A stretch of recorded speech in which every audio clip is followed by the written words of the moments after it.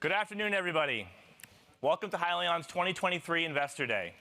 Thank you for everyone who came here to attend with us in person, and thank you for everyone who has logged on to listen to us virtually. My name is Kellen Ferris. I'm the Director of Investor Relations here at Hyliion. We have a lot of exciting tours that some of you have already went on this morning to experience, and those that haven't had the experience yet will be able to experience that this afternoon. Again, thank you all for coming. A couple quick housekeeping items to get into before we get started. Safety is our #1 concern here at Hyliion, and today is extremely important. If there is an emergency, there's an exit door here to your left, the main door that you came in to your right, and the door by the kitchen is the best place to get out. So if there's an emergency, those are your exit points. And again, as some of you heard this morning, we're doing tours. So outside, there's trucks driving around. Be very careful. Stay with your Hyliion employee. In the shop, same story. Heavy equipment, working on trucks back there. So please stay with your Hyliion employee. We designed these tours to be fun, informative, and keep you safe. So again, thanks for being here, and hopefully everyone's having a good time so far. One last couple quick housekeeping items. So a slide presentation will accompany this presentation and will be available on Hyliion's Investor Relations website at investors.hyliion.com. Please note that during today's presentation, we will make certain forward-looking statements regarding the company's business outlook. Forward-looking statements are predictions, projections, and other statements about anticipated events that are based on current expectations and assumptions, and as such are subject to risks and uncertainties. Many factors could cause these results to differ materially from the forward-looking statements on this call. For more information about the factors that may cause the company's results to differ materially from such forward-looking statements, please refer to our presentation and press release, as well as to our filings with the Securities and Exchange Commission. The statements today speak only as the date they are made. You are cautioned not to put undue reliance on forward-looking statements, and we undertake no duty to update this information unless required by applicable law. Last housekeeping item for everybody here in person and everyone that is logged on virtually: if you want to get a question in, just scan the QR code that you see on your screen here, and we will get them in the queue. And if we aren't able to address any of your questions, we'll do our best to follow up with you after, and if you want to follow up with us directly. And with that, we'll start it off with a quick video. Thank you very much.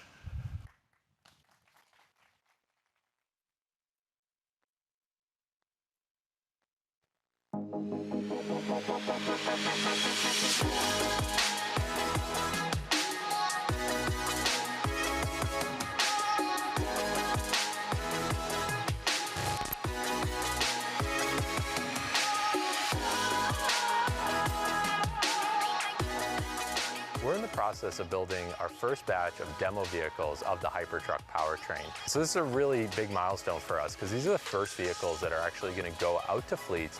Fleets are going to be able to see them, actually get to go ride in them, and really experience the technology firsthand.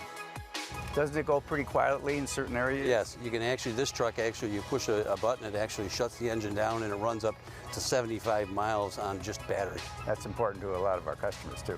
The drive was extremely smooth, and we jumped in and in no time at all felt pretty comfortable behind the wheel. You actually get pushed into the back of your seat when you accelerate, and that's something that you just don't experience in a big rig truck. It was powerful, it was quiet, and the ride was great. It's going to be a game changer.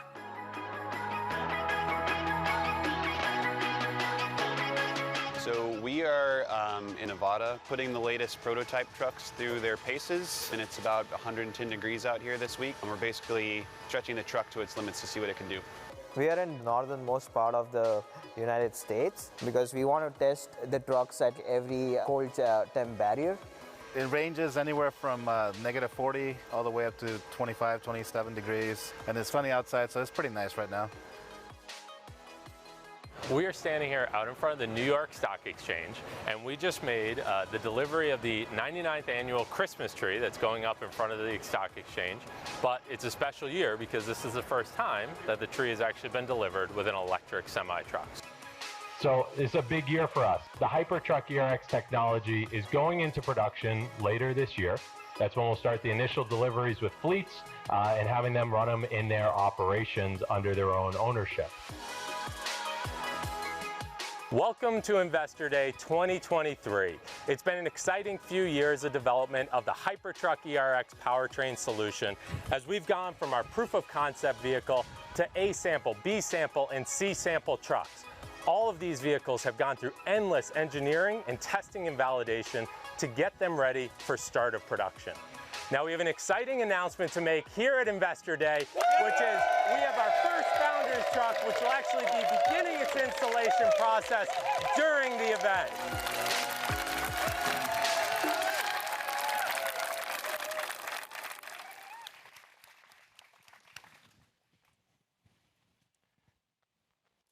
Well, thank you all for being here today. We've had people travel in far and wide to actually come here. International travelers have come in to join us, as well as I know we have hundreds of individuals online as well tuning in to hear what is the latest with Hyliion. So with that, for those of you who are here in person, half of you have already gotten a chance to go on kind of the experience around the facility. Everything from ride and drives outside to fuel cell technology, ERX walkthroughs, seeing that first Founders truck actually starting its installation process, as well as some in-depth overviews on the KARNO technology next to me here. So we have a very exciting event planned for you today. To kick things off, though, I wanted to just kind of show you a run of events for the next or for this presentation here. So I'll kick us off with a quick business update, as well as kind of a state of the industry, where things are at. Next will be our COO, Gallagher, who will talk about the Hypertuck ERX, as well as the Hypertuck roadmap. And he'll be joined by Matt Detmar to talk about his own fleet experience in running Hyliion's technology. Up next will be Josh Mook, our chief engineer for the KARNO technology. And the goal for this is to really give you guys an in-depth view as to how the KARNO works. It's a technology that we've spoken about at a high level publicly, but today we're going to really show you what's the inner engineering of this solution and how we're going to be deploying it in vehicles. Up after that will be Cheri Lantz, our chief strategy officer, to kind of piggyback on what Josh talked about vehicle application for KARNO. Cheri's going to talk about how we can also use that same generator in stationary applications. After that, I'll do a quick fireside chat with Parker Meeks, the CEO of Hyzon, and we're going to discuss the joint fuel cell development program that we have underway. And then to wrap things up, Jon Panzer, our CFO, will talk about the business strategy going forward and give some financial updates. So let's kick it off with a state of the industry. So as I think all of you that are here are aware, there's been a huge focus towards electrification in the commercial vehicle space. When I started Hyliion back in 2015, we were one of the only companies on trade show floors that was actually talking about moving to hybrid vehicles, moving to electric. Fast forward to where we are today, almost every single booth at these trade shows is focused on electrification, almost to a point where it seems like they've forgotten about their conventional product lines to really showcase what's happening with electric. So if you were new to the industry outside looking in, you'd say, wow, there's got to be like tens and tens of thousands of electric vehicles deployed out on the roads and in the commercial vehicle space. It's not the case. We're at a point where there are hundreds of electric trucks, right? So we're still in the early innings of getting these vehicles deployed out there. And while there's so much excitement towards it, we're also seeing that there are hurdles, there are challenges, right? Infrastructure, big challenge. Regulatory, it's not coming into place until a few more years from now. As we think about vehicle performance for a battery electric plug-in truck, fleets just aren't getting the range that they thought they were going to out of these vehicles. And then the last point is also the financial landscape is changing. A couple of years ago, fleets were willing to kind of throw whatever money at it they needed to experience an electric truck. Now they're actually looking at it and saying, well, how does this work for my revenue, my ROI? What's the payback on the vehicle? Can I actually make it work in my fleet and have it cost competitive with diesel trucks? So all those challenges that I just mentioned, that's actually where Hyliion's story really makes sense and works. So we're going to cover that in a little while here. But to kick things off, I also wanted to share 5 staggering stats around electrification, specifically towards some of the hurdles that fleets are facing with plug-in electric trucks. So I first gave this overview out at ACT Expo, one of the industry-leading trade shows. It was a keynote presentation, and we had an amazing response to it, so we figured let's show it here today as well. So staggering stat number 1 is that a BEV plug-in electric truck's battery pack needs to be about 330% larger than you would expect to get the desired range. Now, the reason for this is because you can't go to full charge and full discharge. Batteries degrade over time. Weather impacts the range. Driver behavior impacts the range. So when you add up all these different factors, it actually means that you need a much, much larger battery pack to go the range you wanted to. Staggering stat number 2 is that if you were to plug in 10 fast charge semi-trucks into the grid, those vehicles would draw the same amount of electricity as the entire Super Bowl stadium consumes during game time. Stat 3 is that as fleets are looking to adopt BEV electric plug-in trucks, the infrastructure is actually expected to be about 1.5 times more expensive than the vehicles themselves. So if a fleet were to spend $10 million on buying a batch of trucks, they then need to expect to spend about $15 million to set up the charging infrastructure. Stat 4 is that while there's been this massive focus towards bringing in renewable electricity into the electric grid, we've only seen a 3% shift of how much of our grid electricity comes from renewable sources over the last 50 years. And then the last stat is that if you were to go build a brand new natural gas power plant, it can take upwards of 10 years to actually get that commissioned. So to put that last stat into comparison, these new regulatory mandates that are coming out that say you must adopt an electric vehicle start in 2024, more mandates come out in 2027. So if you wanted to do this all with battery electric plug-in trucks, we would have needed to start building more power plants back in 2014, 2017, so we're already behind the 8 ball. So I share all this because it kind of leads into what's Hyliion's advantage. So this is a slide that I'm guessing most of you are familiar with. It's not new to the Hyliion story. We released this about 2 years ago. And this is our projection of how the industry breaks down. So you're going to have plug-in electric trucks, which will be for final mile, short haul, local delivery type applications. And then you're going to have range extender, which is going to be for that long haul, over the road type application. Now, our focus has been in this range extender market. So that's where you can see our product portfolio. We go from the ERX, which starts with natural gas, evolves into KARNO, and into a hydrogen fuel cell vehicle. So we've structured this where we can evolve with the industry. But there's 2 things to note on this slide.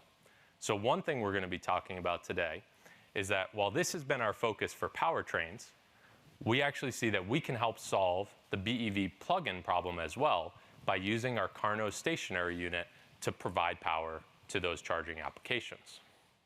And then the other thing is, while we came out with this slide 2 years ago, we figured, at this point we would have longer range BEV electric trucks.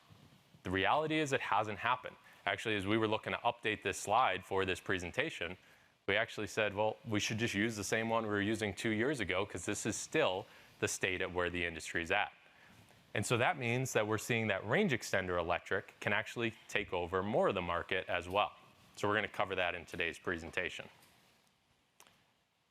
But I also wanted to give an update on what are the key focus areas for Hyliion. So as we look at the next 12 to 18 months, these are the 5 things that within Hyliion we're going to be doing. So the one is start production of the Hypertuck ERX. You see that first vehicle getting installed today. We need to begin extended fleet trials, which means getting these vehicles that some of you went on ride and drives in today actually out into fleet's hands and getting them experiencing them within their operations. We need to grow volume of the production of the Hypertuck ERX, specifically as we go into 2024. And then the last 2 are around KARNO. So we need to continue to develop it. This is still a technology that is in the development phase. But we are positioning to that we will be ready to deploy initial stationary units of the KARNO generator next year. All right, so with all that, that's kind of the state of the industry. That's where we're at, what's going on within Hyliion. So what about today? So here are the main announcements that we're going to be covering throughout the presentation. So up first is obviously the start of building these initial production trucks. So the first Founders vehicle is out in the shop. I think right now they're working on installing the electric motor in that goes on to the generator. This is the kickoff to the build process of these initial 30 trucks that we plan on delivering out to fleets by the end of this year. So to step back, give a little bit more color on this. So on our last earnings call, we updated that we shared that Our initial plan was to deliver 200 of the Founders trucks by the end of Q1 of 2024. What we shifted to is we're going to deliver the initial 30 by the end of this year with a couple of changes. One being that we're going to be passing through some of the price increases that we've experienced from our supply base onto those fleets. As well as we go into 2024, we're not going to take as aggressive of a ramp-up plan with the powertrain, really from a making smart economic decisions. So as we were trying to really aggressively ramp up, we were seeing very large surcharges on components and just starting to do unnatural things to try to build these trucks as quickly as we could. So what we're going to do is give ourselves a little bit more time so that we can work on giving the engineering team time to roll in some continued product advancements to pull costs down, as well as taking some of the pressure off of the supply base. So where we're at right now is we are in discussions with fleets, having great discussions on solidifying those first 30 units that we plan on getting all of those out by the end of this year. Announcement number 2 is, as we look at the Hypertuck ERX, going back to that slide where I said we got plug-in electric trucks and range extender trucks, we've actually seen that there's been customer demand, pretty strong customer demand, for us to also have a day cab variant of the ERX. Now the reason for this is because we initially thought that we would do sleeper trucks, that would be range extender, day cab would be these plug-in electric trucks. Well, if fleets aren't getting the experience they need out of plug-in electric, that gives them an opportunity to actually start using range extender electric in a day cab application as well. So while we're going into production with a sleeper truck, which you guys all saw today, in 2025 we plan on having a day cab variant of the solution ready as well. The next is the Hypertuck KARNO. So we've got this vehicle here today. This is still a mule vehicle. We are still working through bugs with the vehicle, going through development, validation, getting the whole system working. But as some of you got a chance to actually go for a ride in this vehicle in electric-only mode, to actually see what it's like. To our knowledge, this is actually a first-of-a-kind vehicle where it has the ability to actually be refueled with both natural gas and hydrogen. And that's thanks to how the KARNO is designed, right? It's a fuel-agnostic generator. So on that vehicle, there's actually both dual nat gas and hydrogen tanks. And the generator can then take that electricity to recharge the battery pack. Now, this means you get some of the inherent benefits of the KARNO. So that vehicle is extremely quiet. If the generator were running, that generator produces less noise than actually this conversation here today. So it's extremely quiet. If you went for a tour in the KARNO room, you probably heard the team talk about that. It's inherently designed to have low maintenance. So if you think about an internal combustion engine, fleets are usually having to do engine overhauls halfway through the life of the engine. Oil changes can be on a monthly cadence, right? Internal combustion engines need a lot of work to keep them up and running. Versus the KARNO, there is no oil, there are no lubricants, and there's only one moving part per shaft. So from that standpoint, we expect that the actual maintenance around that vehicle will be much less than a conventional truck. And then the other thing we're going to talk about is, why does this truck have a redesigned hood? We think it looks awesome, but there's actually some benefits to it as well. We can get more airflow and improved aerodynamics of the truck. So once again, this truck is still in its early innings of development. We plan on being in a position where we can do initial customer deployments out in 2026. We're still working through bugs today. There's a chance that while you're going on a ride, the team was maybe talking about some of those things, but we wanted to bring it here to just showcase what the opportunity or the potential is of this truck. And then the last one is around stationary power. So in some past calls, we've spoken about how we see the KARNO generator not only as a solution that can go into trucks, but can also be used to power things like EV chargers, right, and put it in a stationary application. Well, up till now, it's kind of been conceptual talk about it, but for today's presentation, we wanted to showcase what a 200 kilowatt generator system could look like. So there's a box in the corner over there, which represents the rough size and shape of what a 200 kilowatt KARNO generator would be. Now, this is purely for representative purposes. There's actually not a KARNO genset in there, but that is going to be the size of the enclosure that we're anticipating. So what's the important parts of this? Well, first is that if you compare that to the size of a conventional generator, normally they're 2 to 3 times the size of that box. Even upwards of some other solutions are actually 10 times the size of that box, which means they're more like the size of that 20-foot black shipping container over there. So consider, we're the size of this box in the corner. Some of the other solutions are actually 10x the size. But we also have some huge benefits that, the same ones that I mentioned on the vehicle, we can see with stationary power. So it's quiet operation, it requires very low maintenance, and you can produce electricity actually cheaper than the electric grid. So Cheri's going to go into a lot of details on that. Now, 200 kilowatts, it's tough to kind of wrap your head around, like how much is that really? Well, that one box with a 200 kilowatt KARNO generator in it could actually provide enough electricity to power the entire facility that we're sitting in today. So that's a lot of power. So as we think about applications like, could it power hospitals, hotels, warehouses, data centers, we can stack these KARNO generators up as well to provide more power.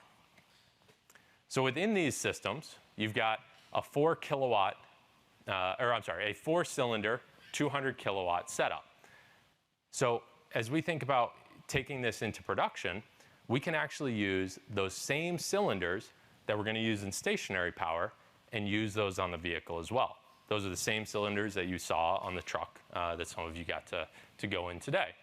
So as we look to grow scale, the kind of ramp up the volume of the production of the KARNO generator, we now have one system, one cylinder stack that can go both in transportation and stationary power, which is very different than the industry is used to. Normally you have engines that are designed to be gensets or engines that are designed to be going in a vehicle. So we see there's a huge opportunity for us to also expand into the stationary power business as well. So that's my quick lead in. With that, we're going to watch another quick video, and then we'll be joined by Dennis Gallagher to go into more details on the ERX. And then after that, we'll open the floor up to some Q&A. Stay tuned. Say hello to the Hyliion Hypertuck ERX powertrain system. Backed by research and development learnings generated since the company's inception in 2015, this intelligent, range-extended electric powertrain gives Class 8 commercial trucking fleets a pragmatic and economically feasible path towards a more sustainable future. Designed for both long-haul and regional transport, the Hypertuck Electric Range Extender, or the Hypertuck ERX powertrain, is a next-generation electrification solution that offers longer range, lower operating costs, and carbon emissions reduction, all while offering an operational experience like no other.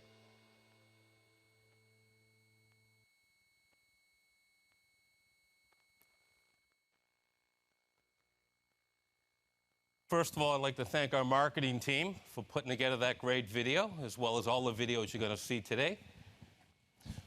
Good afternoon, everyone. My name is Dennis Gallagher. I'm the Chief Operating Officer here at Hyliion, and I'm happy to announce that in a few minutes I'm going to be joined with Matt Detmar, CEO of Detmar Logistics. So before I move into the material, just as a way of getting us grounded, we are not a truck OEM. We're a powertrain design and integration company. We're starting off by selling trucks to seed the market. But as we move forward, we're going to transition to being a seller of powertrain systems. So how are we doing on our journey thus far? Many of you have seen this slide. This was generated 7 quarters ago as an opportunity to articulate and visualize the progress that we're making on the Hypertuck ERX. And I'm happy to say that over the last 6 quarters, the team has achieved all of the communicated milestones. Take a couple minutes just to talk about a couple of the more current milestones. So we executed controlled fleet trials, and for us, a controlled fleet trial, we brought a truck to a customer. We had a Hyliion employee ride in that vehicle with the customer's driver while they were hauling freight for a period of about 2 weeks. We have started and completed winter testing, and we are now moving into the product validation phase prior to starting extended fleet trials. More to come on that in a minute. Right now, the trucks are going through the required FMVSS testing. That's Federal Motor Vehicle Safety Standard testing that is an obligation and a requirement prior to us starting our EFTs.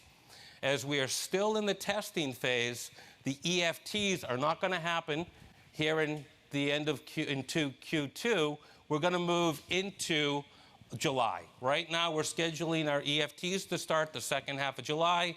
So, unfortunately, we're going to miss one of our milestones. But I'm also equally happy to announce that we are on track for achieving all the required certifications for the Hypertuck ERX. That's CARB, California Air Resource Board, the EPA, and the NISTA certifications. We expect to have all certifications complete in the third quarter of this year. And as Thomas has already mentioned, we are now in process of installing the first ERX powertrain on the first production truck. So, Matt, if you want to come up and join. Oh, hey.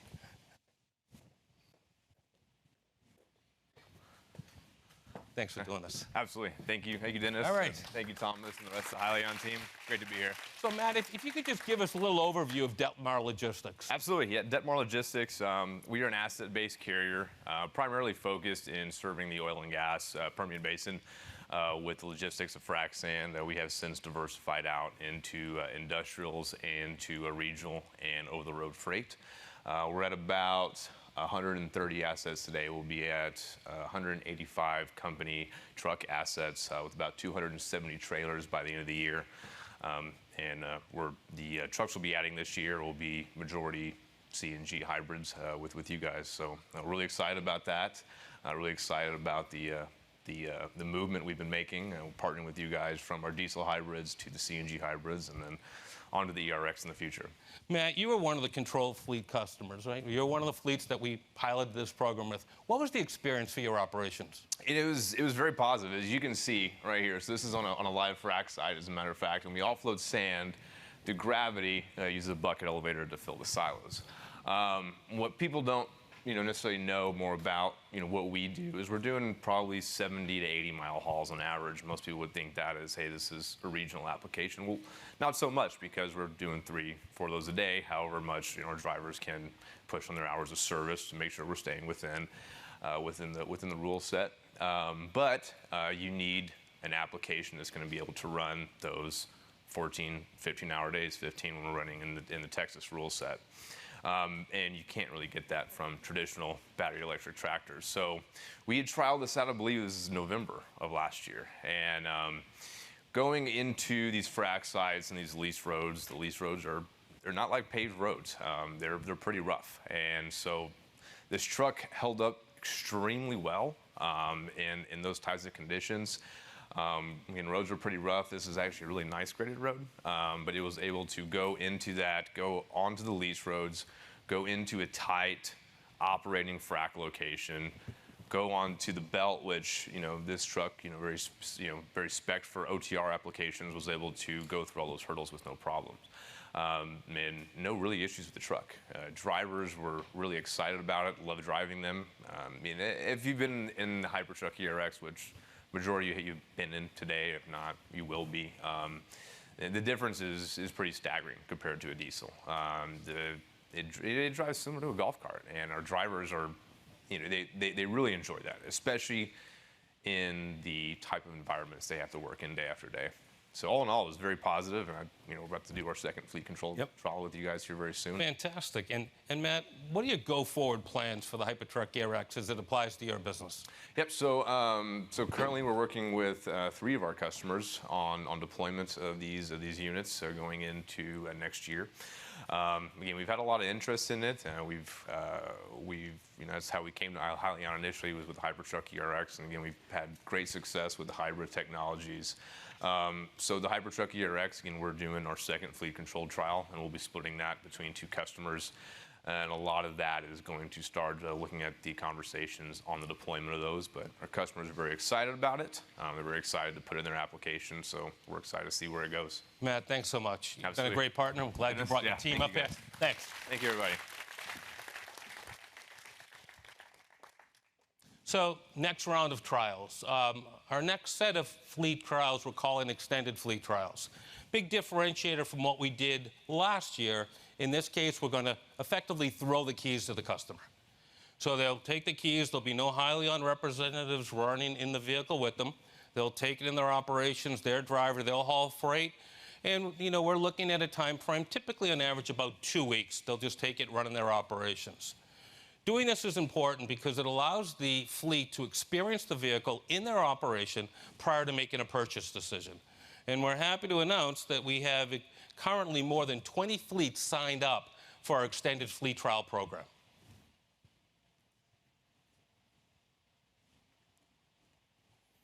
So now we'll take a walk through the Hypertuck ERX architecture. I think many of you got out in the shop, probably got a tour, got to walk around the vehicle, see some of the parts. What we'll do is we'll go into a little bit more detail of the components that make up the Hypertuck ERX, and then we'll touch on how does this all come together. So the current version of the Hypertuck ERX is based on a Peterbilt 579 ultra-loft sleeper chassis. And if I start at the rear of the truck,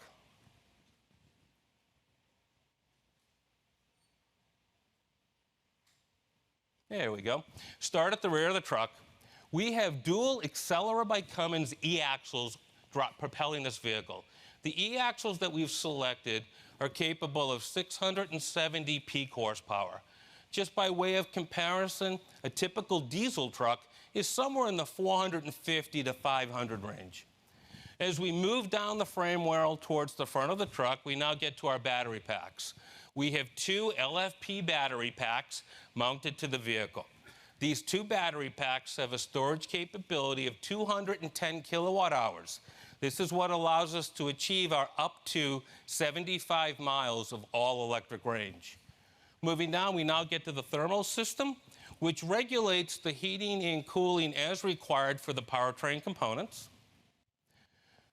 Now we have our HCU, the Hyliion control unit, and the HDP, the Hyliion drive processor. These are the brains of the powertrain.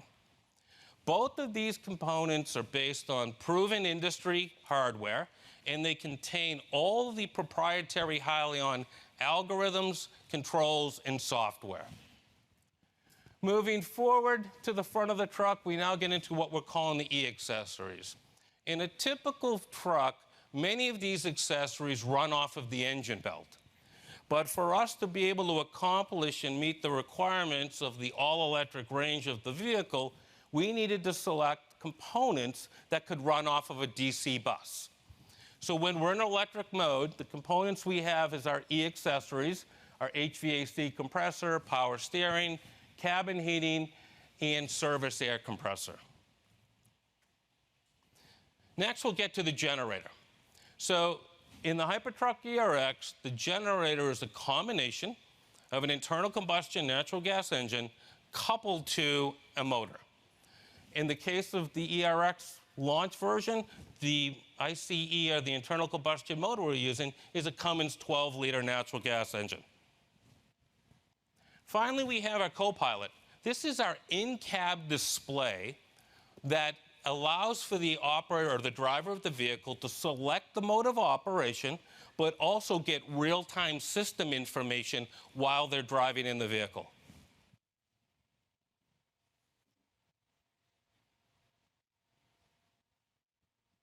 And the last component we add is our plug-in charge port. So if you could envision, just take the generator out of here. If you can just assume there's no generator in here, we have a similar architecture to a battery electric truck. Meaning, in the absence of the generator, the E-accessories, the batteries, thermal management, all the way through the E-axles is representative and very similar to that of a pure battery electric truck. So how does this all come together? I'm sure it's a question people ask, how is this going to work? So Peterbilt manufactures the 579 chassis specifically configured for the installation of the Hypertuck ERX powertrain. During that manufacturing process, they are installing the E-axles. This final vehicle is referred to as a rolling chassis. That rolling chassis comes down here to Hyliion. We then install the balance of the powertrain components. We then ship that vehicle back up to Peterbilt. They do the final end-of-line testing, and once it comes off the end of line at Peterbilt, the vehicle is now ready to be transacted to a customer.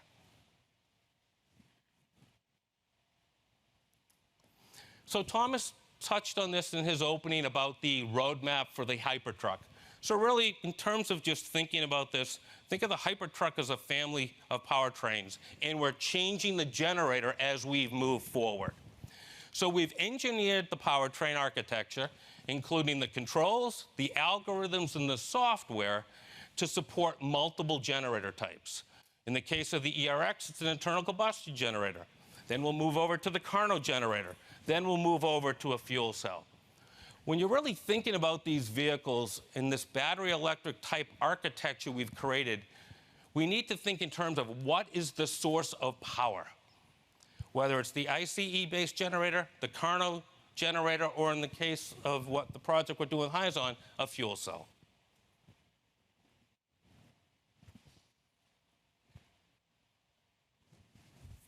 So now we'll talk about a few of the attributes of the Hypertuck ERX. We have a TCO that's favorable versus diesel trucks. John's going to cover more of this in his presentation.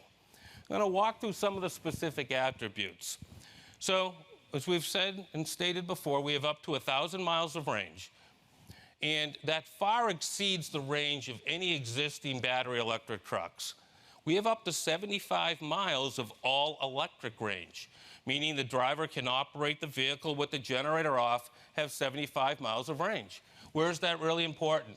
Well, we've had a number of customers that we've been working with that as a result of having the 75 miles of all-electric range, meaning no generator, operating like a BEV truck, it has opened up for them the ability of making new delivery routes.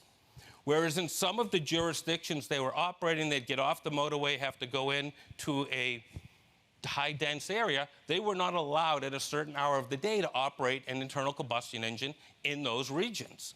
But by being able to get off the highway with their load, switch into battery electric mode with their up to 75 miles of AER, they were able to open up early delivery times for their retail shops, of great value to them. Then we have our EAPU, which has up to 35 hours of capability. Why is that important? Why does that matter? If I'm a driver and I'm hoteling, I can now pull comfortably off into a rest stop, have my heat, have my AC, whatever other things I need to make myself comfortable in that cab without the engine running. We are also leveraging the approximately 700 publicly available natural gas stations in the US and Canada. And when you look at that number, that far exceeds any number of publicly available stations for battery electric or fuel cell trucks at this point in time.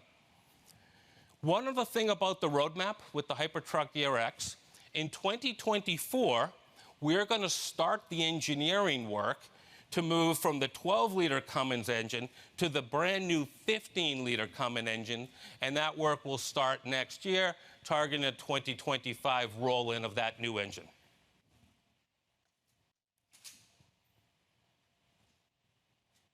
So just briefly on the Hypertuck KARNO, you can quickly see from the picture, if you look across, the architecture of these three vehicles is similar to identical.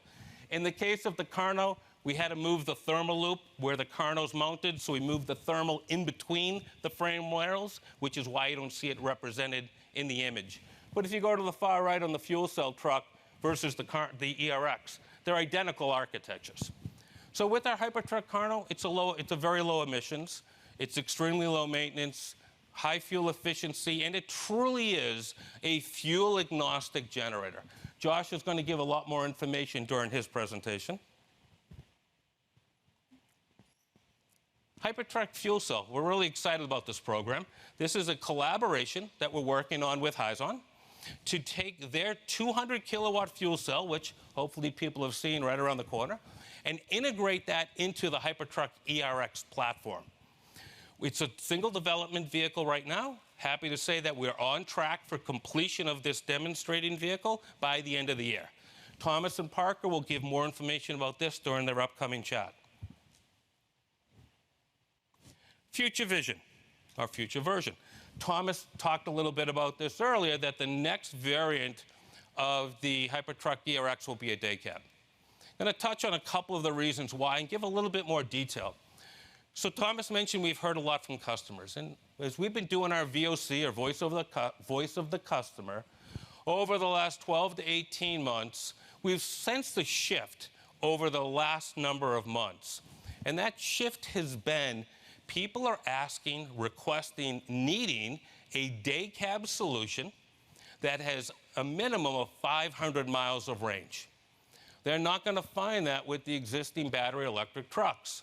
So we're getting a lot of interest, a lot of push to execute on a ERX type vehicle in a day cab format that has upwards of 500 miles of range and also qualifies for ACF credits, because the fleets are now all looking at the regulatory landscape and want to ensure they make decisions that is going to fulfill their regulatory needs as well. The plan is we will use a significant majority of the ERX sleeper architecture, and we are targeting 2025 for that powertrain to be ready. Now, some people could sit there and say, well, why so long? Well, if you remember back in our milestones, there are a significant number of steps that need to be taken prior to releasing the powertrain into a commercial vehicle application. Finally, on the regulatory overview, we've broken this up into the federal level and the state level.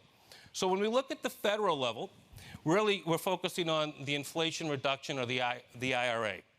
So the IRA is a tax credit, and it's a 30% tax credit on the purchase price of the vehicle up to a maximum amount of $40,000. The Hypertuck ERX fully qualifies for that tax credit. When we look at the state level, and I'll focus specifically right now on California, CARB, and then obviously the states that will, the signatories that will follow on to CARB regulations. There's two programs there. One is what's called ACT, and ACT is a regulation for the truck OEMs to sell more zero-emission vehicles in California and following states. The Hypertuck ERX qualifies for 3/4 of one of these credits. The next one is ACF. On the ACF, it is a regulation for the fleets to purchase more zero-emission vehicles in California and following states. Right now, the planned rollout is for ACF is 2027 for day cab, 2030 for sleepers, and the ERX qualifies for 1 full credit. I'll say thank you for your attention, and I guess now Thomas will be taking questions.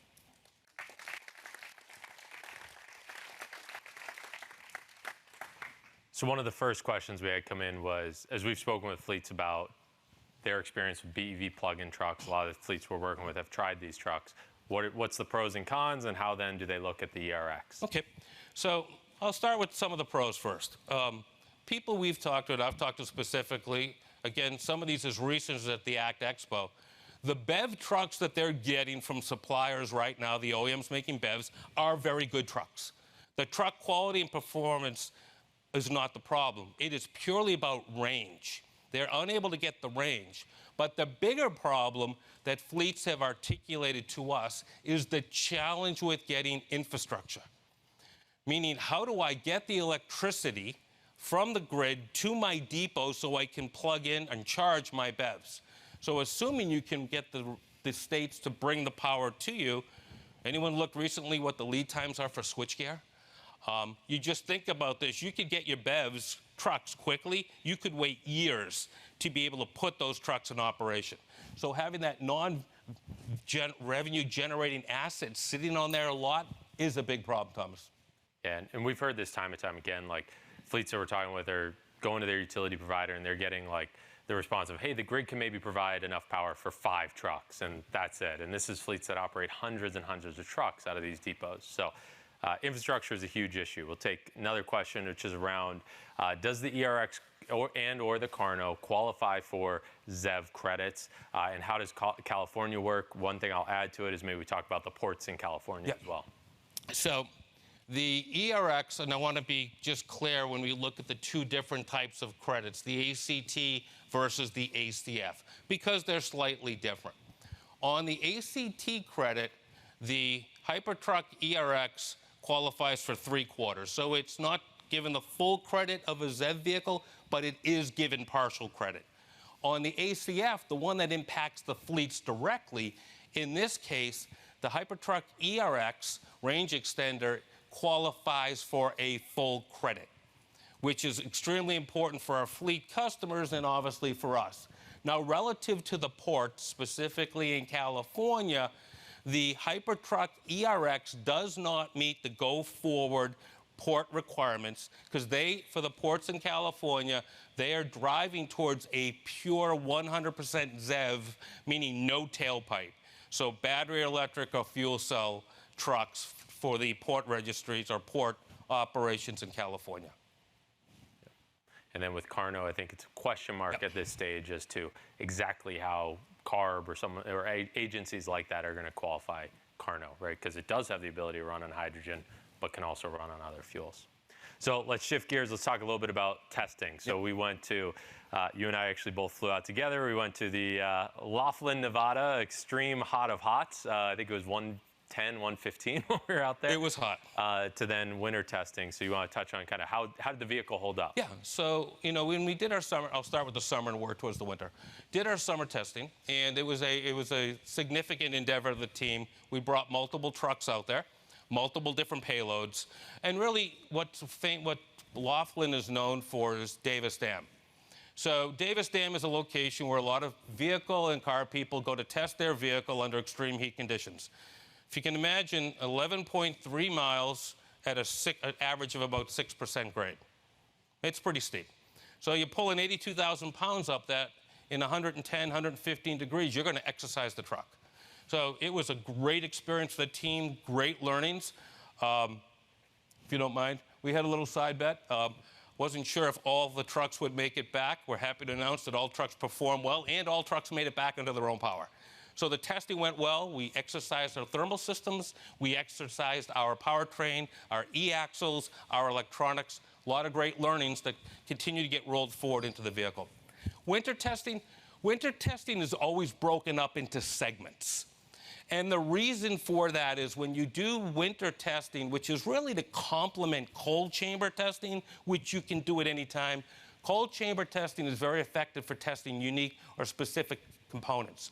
But once you get outside in winter conditions, in the snow, on the ice, you're able to test traction control. You're able to see how chillers and heaters and electronic components will operate. So over the series of winter testings that we completed, truck performed very, very well. We took all those learnings, we've rolled those in, and as Thomas said, now we're installing the ERX powertrain on the first production truck. All right, so let's talk about volume ramp up. One of the questions is around what do we do here? When would it make sense to use mod centers? What does it look like to get on the OEM production line? Okay, so as we've clearly stated, we're starting with the first 30 vehicles, which will be done here. I think hopefully I was clear on what Peterbilt is doing for us with the rolling chassis, including some of the powertrain components, specifically the e-axles. So right now, from a capacity point of view, we're going to do the first 30 here. We're going to continue to plan on building here until the numbers get up significantly higher. We have had conversations with certain mod centers. We haven't moved forward with anybody yet. And then from a Peterbilt perspective, you know, ultimately we'd love to get on their line, but we have to continue to perform, to execute, to get these trucks out, and to really demonstrate that we have the reliability that the market's looking for as we continue to move forward. All right, and we'll take one last question, which actually is from Steve Fisher, one of our sell-side analysts at UBS, which is around, let's talk about the 15-liter, right? So the truck we're shipping now is the 12-liter solution, or getting ready to ship to customers is the 12-liter solution. But we mentioned we also are going to integrate the 15. Yep. So we're gonna work with the transition from the 12 to the 15. People are probably asking, why are we doing this? Well, when you look at the roadmap for the natural gas component in the generator, the next generation is the 15-liter. The 15-liter engine from Cummins is going to create a lot of value. It weighs less than the 12, which is advantageous, and it will be their go-forward engine. So it will be the engine that Peterbilt will be implementing on their vehicles. So we're doing the work to get ahead of that. So when that is launched, we'll be ready to go with Peterbilt in the same fashion that we're operating now with the 12-liter. Awesome. All right, so with that, that concludes what we're going to talk about around the Hypertruck powertrain, the ERX specifically. Now we're going to shift gears a little bit and start talking about the KARNO. So up next is going to be Josh Mook, but before we dive into that, we've got an exciting video we'd like to share. So thank you. Electricity has revolutionized our world. From light bulbs to refrigerators, the internet, and now the growing number of electric vehicles on the road. Society has increasingly relied on electricity, but it has come at a major cost to our planet. Today, our electric grid is mainly powered by old, outdated, and inefficient power plants that pollute the environment. While there's been a major push towards clean, renewable electricity, only about 20% of our grid is powered by these sources today. As we electrify more and more parts of our lives, the toll on the grid is only going to get worse. Some cities are already facing rolling blackouts in order to protect the grid. A new solution is needed, one where we move away from the old power plants toward a new dawn of distributed power generation. The time is now for a new way of producing electricity. Introducing the KARNO generator, a groundbreaking, scalable system named after the KARNO cycle, which is the most efficient way to convert heat into work. Its game-changing architecture is capable of operating on numerous clean and renewable fuels and can create electricity at an efficiency that rivals some of today's modern power plants.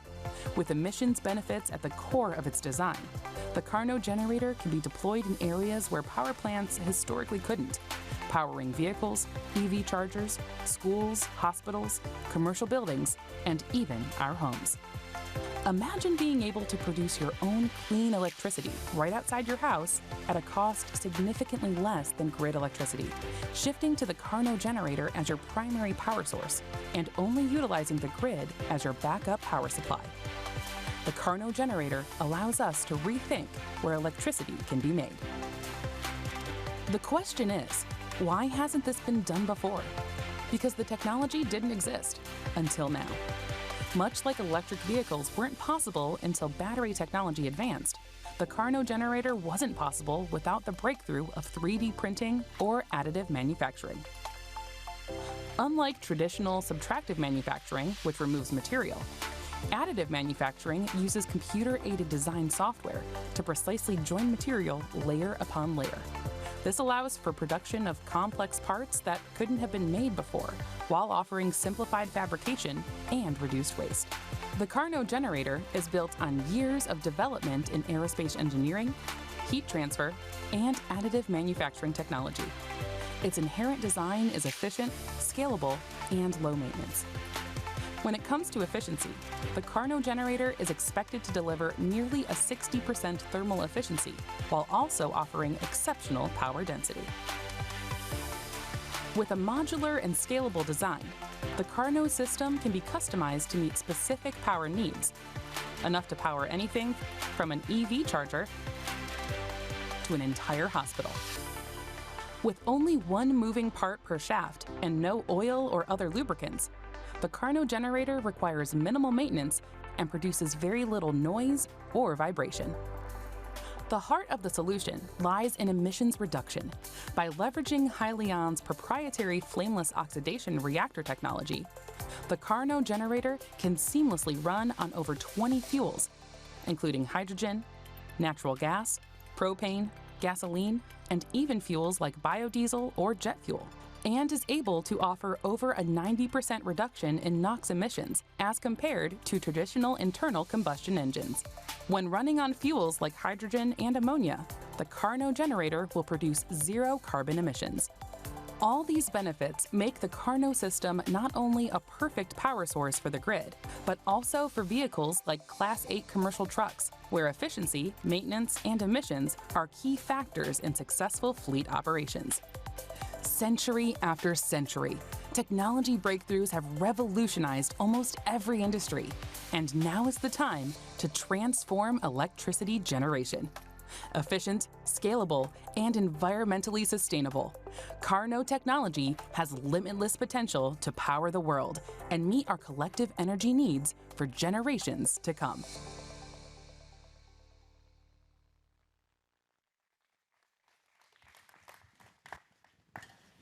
Hello, everyone. My name is Josh Mook. I'm the chief engineer for the KARNO technology. And today I'm really excited to dig much deeper than we ever have before into the details of how the system works and to try to give you an appreciation for the advantages and the reasons why that we're able to achieve those great numbers. So let's get started. We're going to really take the system apart piece by piece and go through it all the way from where we create heat to where we create electricity. So first things first, as a reminder, this is a heat-based technology, meaning really the entire system is about taking heat and converting it to electricity. Now, when you're on board a Class 8 truck, as an example, a really convenient way to get that heat is to use fuel to release it as it's been stored in that chemical energy. So as an example here, for those that maybe haven't seen heat-based engines, I have a small toy, essentially. This is something you could get online or at a hobby store, and it's sitting on just a, you can see my hot water here. And as we let this heat up, what we'll do is we'll start it operating, and you can see it just continue to pump, and we'll let it sit here and run for probably the entirety of my conversation, quietly and without any byproducts. This is very, very similar to the technology that we have in here, if you've seen these. And so it'll just continue to sit here and run through the entire time. So what we're going to do is really dig in deep now. So let's first start at the highest level. What are the benefits of such a system? Well, number one, we've talked about this a couple times, really fuel agnostic, truly fuel agnostic, meaning no hardware changes, the ability to operate many different fuels, and with low emissions. In addition, you get very advanced economics. So by efficiently taking chemical energy, converting it to electrical energy at a very low cost, that obviously helps your total cost of ownership, or the LCOE if you choose to use it in the stationary application. And finally, very easy to integrate. So we've mentioned there's no oils or other lubricants inside the system as an example. Take that a step further, we can also integrate this in any orientation that you choose. So let's say that you want it vertical, like we have shown here in our stationary application, or horizontal, as we've done it on the truck. That's completely fine. And we'll even get into some additional details later about other future enhancements of such a system. And finally, very low maintenance and very quiet. Like Thomas mentioned, much quieter than our conversation that we're having right now. So for some of you, I saw you brought your thermodynamics textbooks. This is a good time to break those out, because what we're going to do is really dig deep inside the system at this point.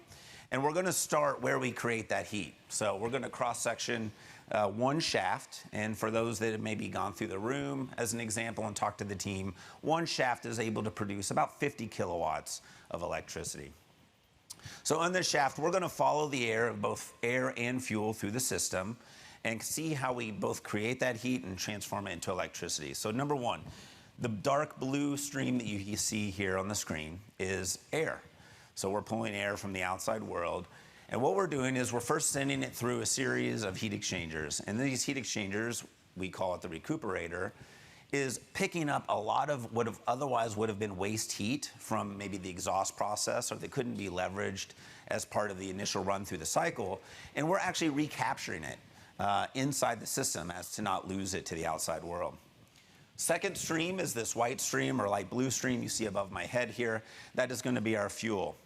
We bring those together inside of a system we call the mixer, which premixes those to their optimal fuel-air ratio. And for those, again, that have studied the chemistry of oxidation processes, it's all about maintaining that perfect fuel-air ratio as a function of the fuel that you're using. But because we're premixing those and we're not injecting that as like a liquid or a gas directly into the oxidation process, we're able to accommodate many, many different fuels. So what's really interesting is that in a process such as this, you can tolerate both liquid and gaseous fuels, as well as many that you may have never seen before. In fact, some of these fuels that you see listed here would consider to be waste or byproducts of other potentially industrial processes or biological processes that we can now use as primary fuel sources to create electricity. So maybe it would have otherwise been released into the atmosphere.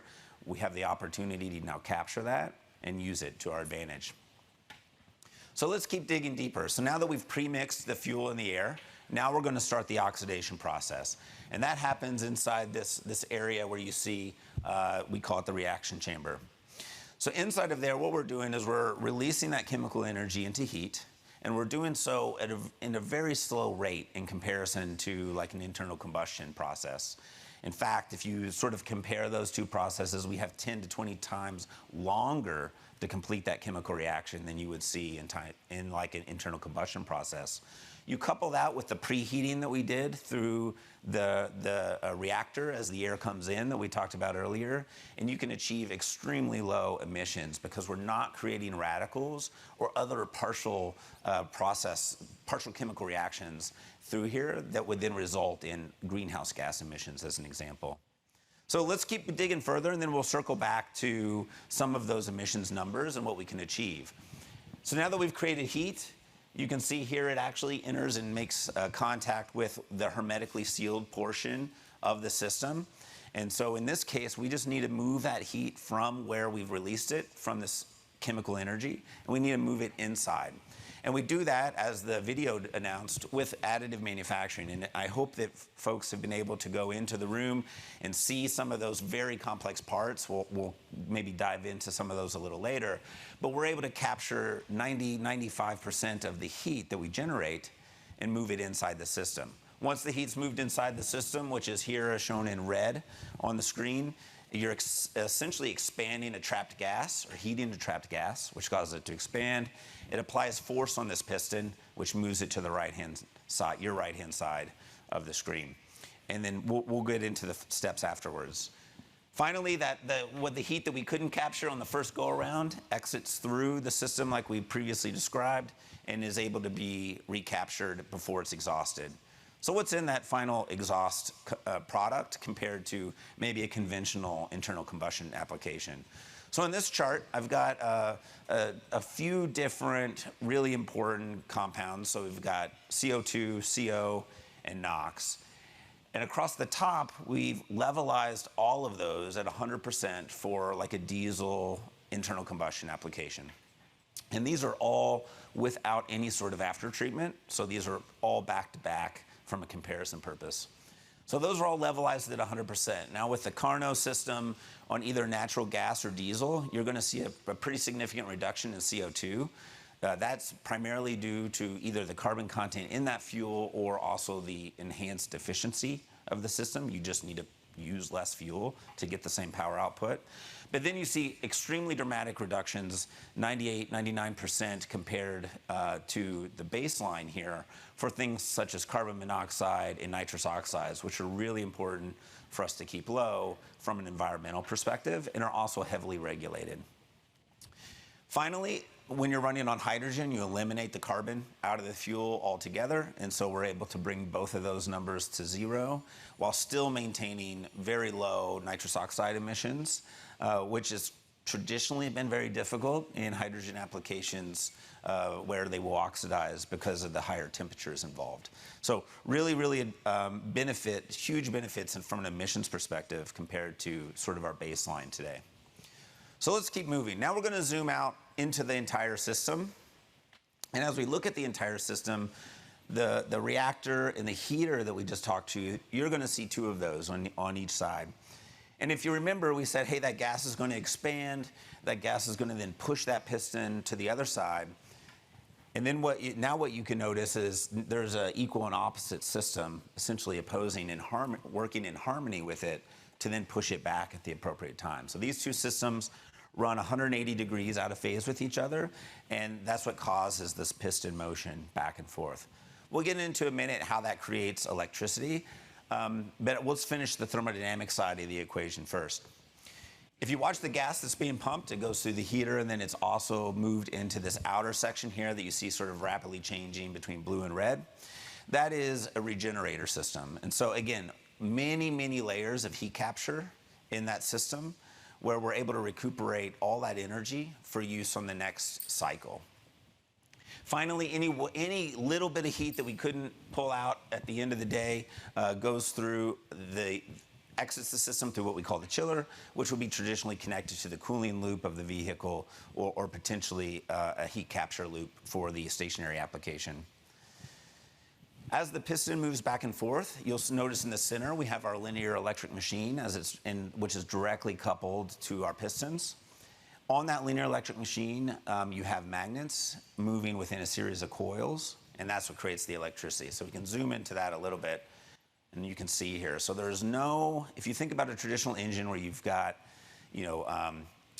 many different changes of motion, directions of motion, meaning side loads, meaning think connecting arms that produce a lot of wear on things like piston rings. You don't see any of that here. It's all stays collinear in the same orientation and just cleanly produces that electricity over and over. So now let's dig into what does this mean in terms of how does it compare to other systems. So this chart is a little bit complicated. Let me help walk through it, and then we'll kind of break it down into its pieces. On the y-axis, we have the net efficiency at the point of use, meaning where you actually intend to use it. So in the case of the grid, this would be like your wall outlet. Or in the case of maybe a battery electric vehicle, this would be going into the battery or into the powertrain. And first one that we're going to focus on is the U.S. grid average. So this information comes straight from the Department of Energy, but the U.S. grid today runs at about a 35% efficiency at your wall outlet. So when you're plugging in, there's 65% of that initial energy that was used to create that electricity is wasted. 35% of that is converted and delivered to you. That is similar to what you see for diesel genset applications. They generally vary between 30 and 40% depending on their size and their generation of technology. Up at the top left, you see where we are with the KARNO generator, around 50% efficiency at the point of use. So it's a huge step change in terms of that.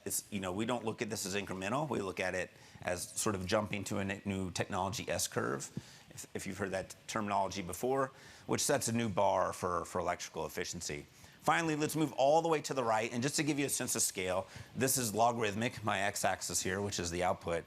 All the way on the right top is like best-in-class power plants. So these are power plants that are brand new, being installed today, the gigawatt scale, right? So these power plants take many hundreds of acres of space to set them up in and then distribute through the grid.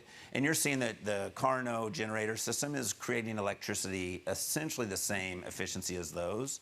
And from our perspective, really starts to break down the benefit of being grid connected versus producing energy locally at where you want to use it. All right. Now that we've kind of looked through the inner workings of the system, let's assemble it all back together. So, you saw there was 4 shafts on the application we showed. We have other configurations as well.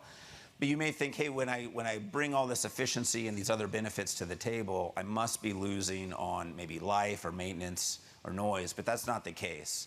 Because of the low friction and the fact that it's a sealed system, we're able to maintain high life. We anticipate 10 plus years for that, with very low maintenance. Again, no oil, no lubricating fluids, nothing that's going to wear, no side loads, resulting in low routine cost. And finally, low noise, right? This is a completely sealed system. There's no explosions occurring like you think about when you think of an internal combustion engine. All of those movements inside are naturally balanced in such a way that we have low vibration. And we typically measure numbers around 67 decibels when you're running. In fact, it's often quite a fun experience to have it turn on here in front of you, and you don't even notice it, right? That it's in operation. So tremendous amount of benefits of the system. So that's when we had the idea, let's deploy this in a truck scenario. So you saw the truck out driving around today, and hopefully you got to see the technology kind of mounted to the side of it. A couple of really interesting points from that. Number one, the ease of integration really shines here because we were able to choose a pretty non-traditional location to kind of show off the flexibility of such a system, which, as Thomas mentioned, allowed us to completely recontour the front end of this vehicle for a demonstration. But what's really interesting about that is we're actually able to reduce the aerodynamic drag of the vehicle so much by eliminating the engine and clearing out that engine bay and doing some really tricky stuff to the way the flow goes through there, that we're essentially able to reduce the power demand at cruise by another 20 kilowatts. Just to kind of give you an idea, that's the equivalent of adding 5 to 10% of efficiency to the power plant from a total cost of ownership perspective. So there's some really interesting advantages to still be had as we think about these systems. The other thing you may notice is that it does take up pretty limited space. I mean, you couldn't obviously fit a traditional engine in such a location. And so just as a size comparison, if you look at a traditional system, typical space claim for the type of powers we're looking at, 200 plus kilowatts, you're going to be in the 2 cubic meter sort of range, whereas the KARNO generator takes up just less than half of that. So highly power dense, very, very flexible in terms of installation, along with all the other benefits that we mentioned. So what does this result in? Well, on the vehicle application, we have a chart here of efficiency. So this would be powertrain efficiency now. So we're taking it one step further than we did before. Now we're going all the way to the wheels, powertrain efficiency versus other systems that are also competing in the same space. And what we generally see is somewhere just shy of 50%, so in this case 47% total powertrain efficiency compared to fuel cells, internal combustion engines, and even the BEV with the grid. I think, again, it's a really overlooked fact that efficiency, the electricity on the grid also has efficiency associated with it. In this case, we're taking that into account. But let's do a direct comparison to the internal combustion engine, where we're going to see about a 20% improvement over that system, which directly impacts your cost of ownership. All of this without eliminating the additional benefits that we have previously discussed, including the modularity, the low noise, low vibration, and low maintenance. So a key to all of this, and we mentioned this in the video, and I even mentioned it earlier, is the additive manufacturing. I've got a long pedigree in additive manufacturing, especially in aerospace, and we're really bringing all of those learnings and that capability now to this power marketplace.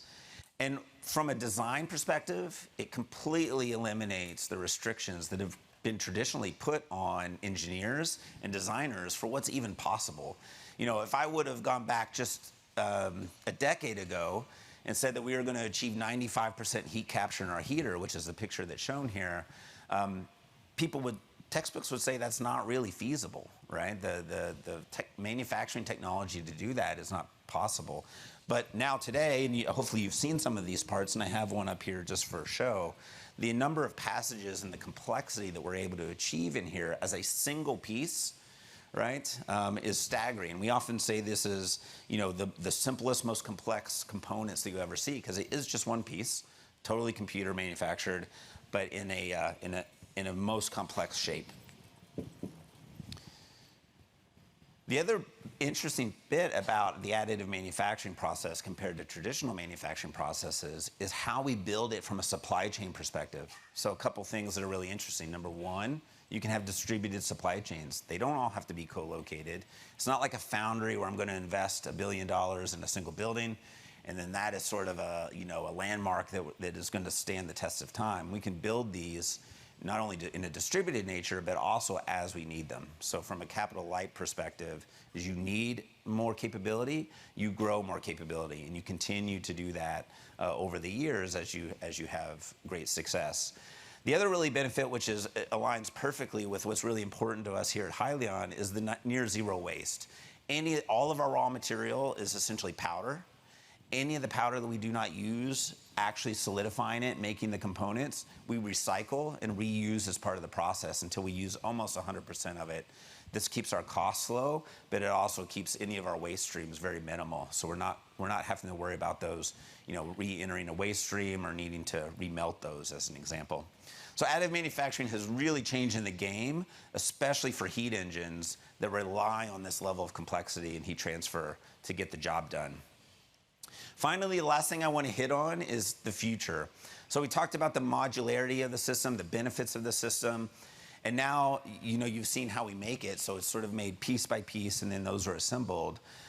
The flexibility is really interesting in that a single shaft can be deployed in 3, 4, or any multiple of those combinations, 6, 9, et cetera, 8, 9, and such that we can achieve different power levels with identical part numbers. So you can almost imagine a scenario where we have these shafts, you know, they're sitting on inventory as an example, and then if you have a vehicle that requires less power, you may deploy fewer of those. If you have a vehicle that requires more, we just essentially bolt more of those together, and we achieve different outputs. So highly scalable, highly modular. It gives us a lot of flexibility for future applications and really listening to where the market needs to be. So with that, we're going to dig into some Q&A now. So be happy to take your questions, and Thomas will join me on stage. By the way, we're still running. It's still going away.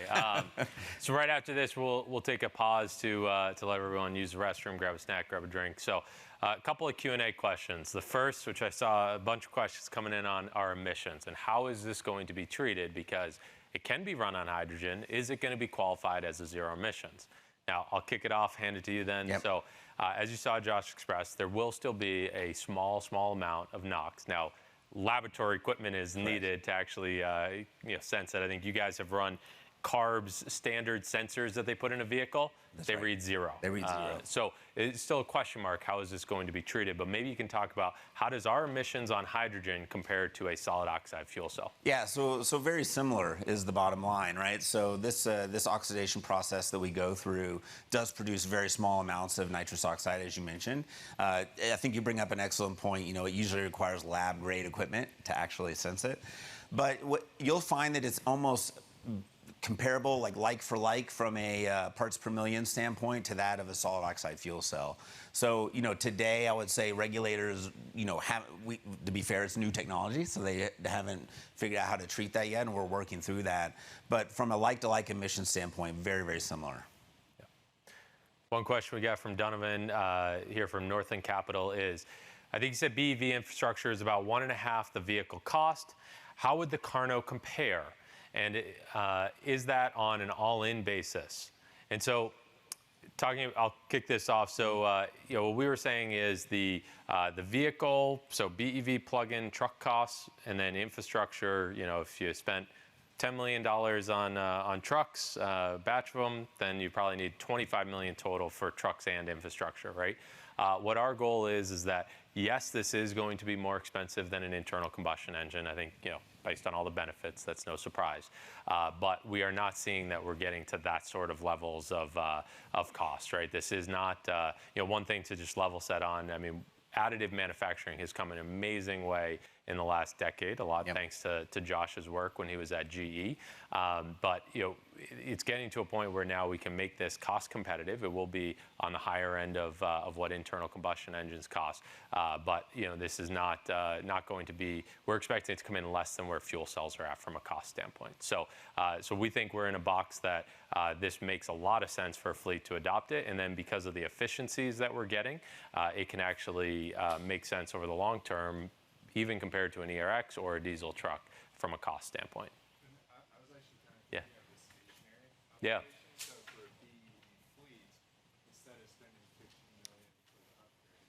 Great question. So Donovan's question, to second part of it, maybe this was really what you meant by it, I just interpreted it wrong, was if you were to deploy one of these boxes with an EV charger, does the cost make sense? So Cheri's going to talk about this a lot within her slides, and we'll look at actual payback times and how much it can save you in a year. But the end answer is that we can produce electricity through that box significantly cheaper than grid electricity. And so, yes, we see that EV charging is going to make sense as well.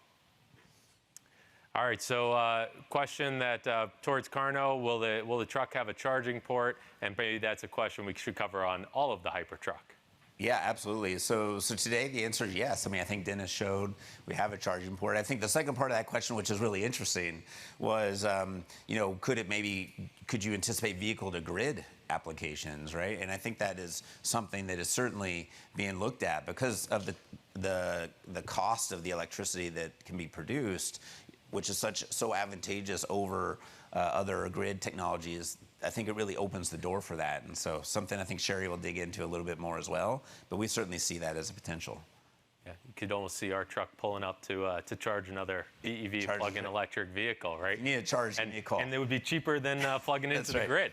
So no, a lot of opportunities there. All right, so someone that's obviously here today, you noted how, hey, in the building right next door, there's actually an additive manufacturing company. So should Hyliion go partner with that company across the street?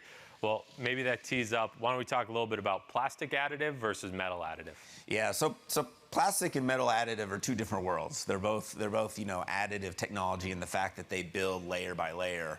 But the metal additive that we're using produces essentially metals that are indistinguishable from their forged or cast counterparts, such that they can be used in these really critical applications. In fact, just a fun tidbit for folks. If any of you flew here on an airplane, there's a very high probability that there were additive components in your engine powering you here, and that's really where it's made it, and the capabilities of the industry. I think it's still not really well known how advanced it is, and we're really trying to lead the way and take advantage of that in the deployment of it on the KARNO technology.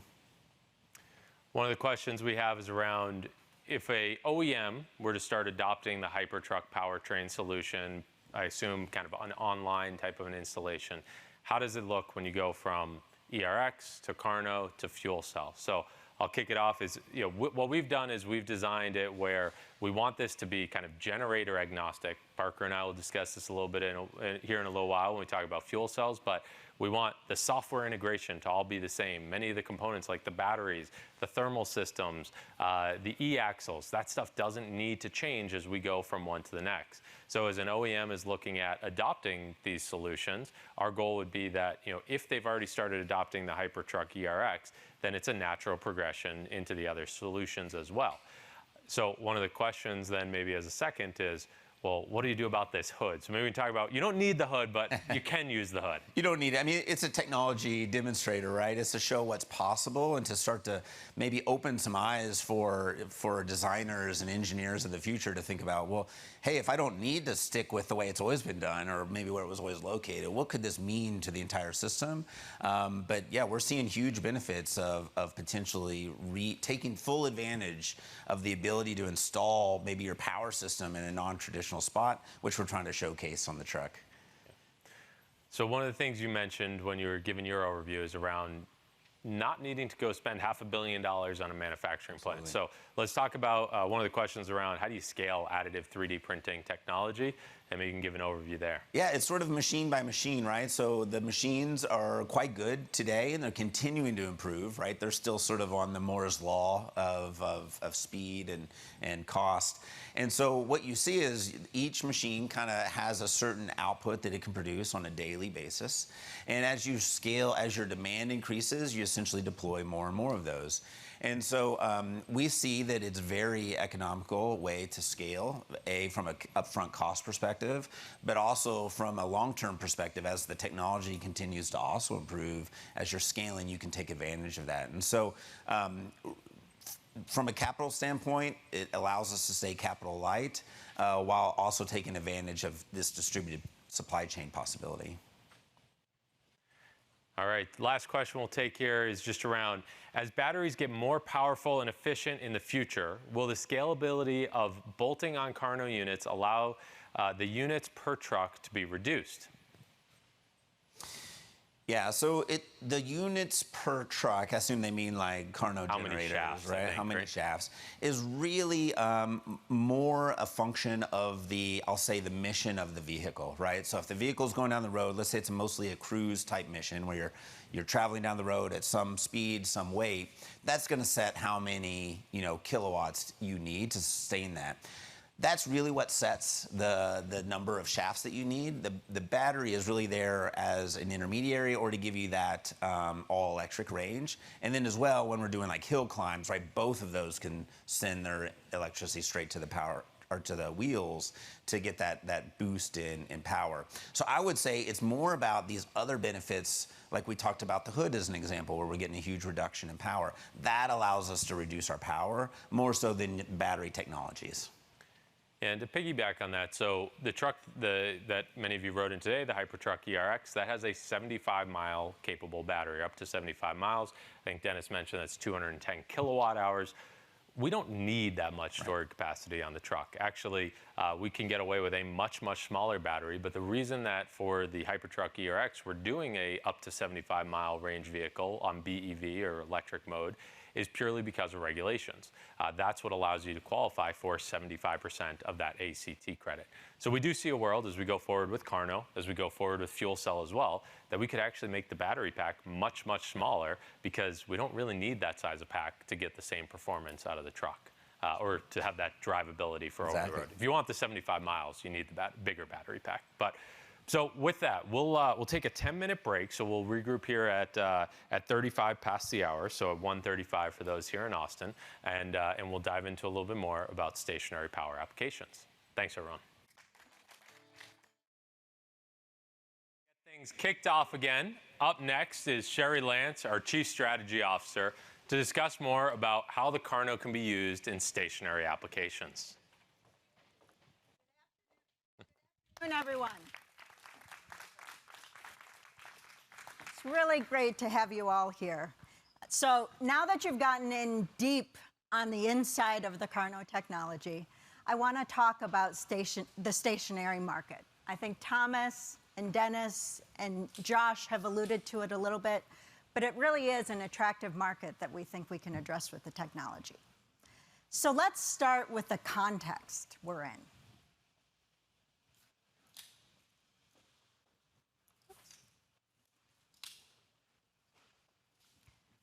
So our electric grid is challenged to deliver the power we need.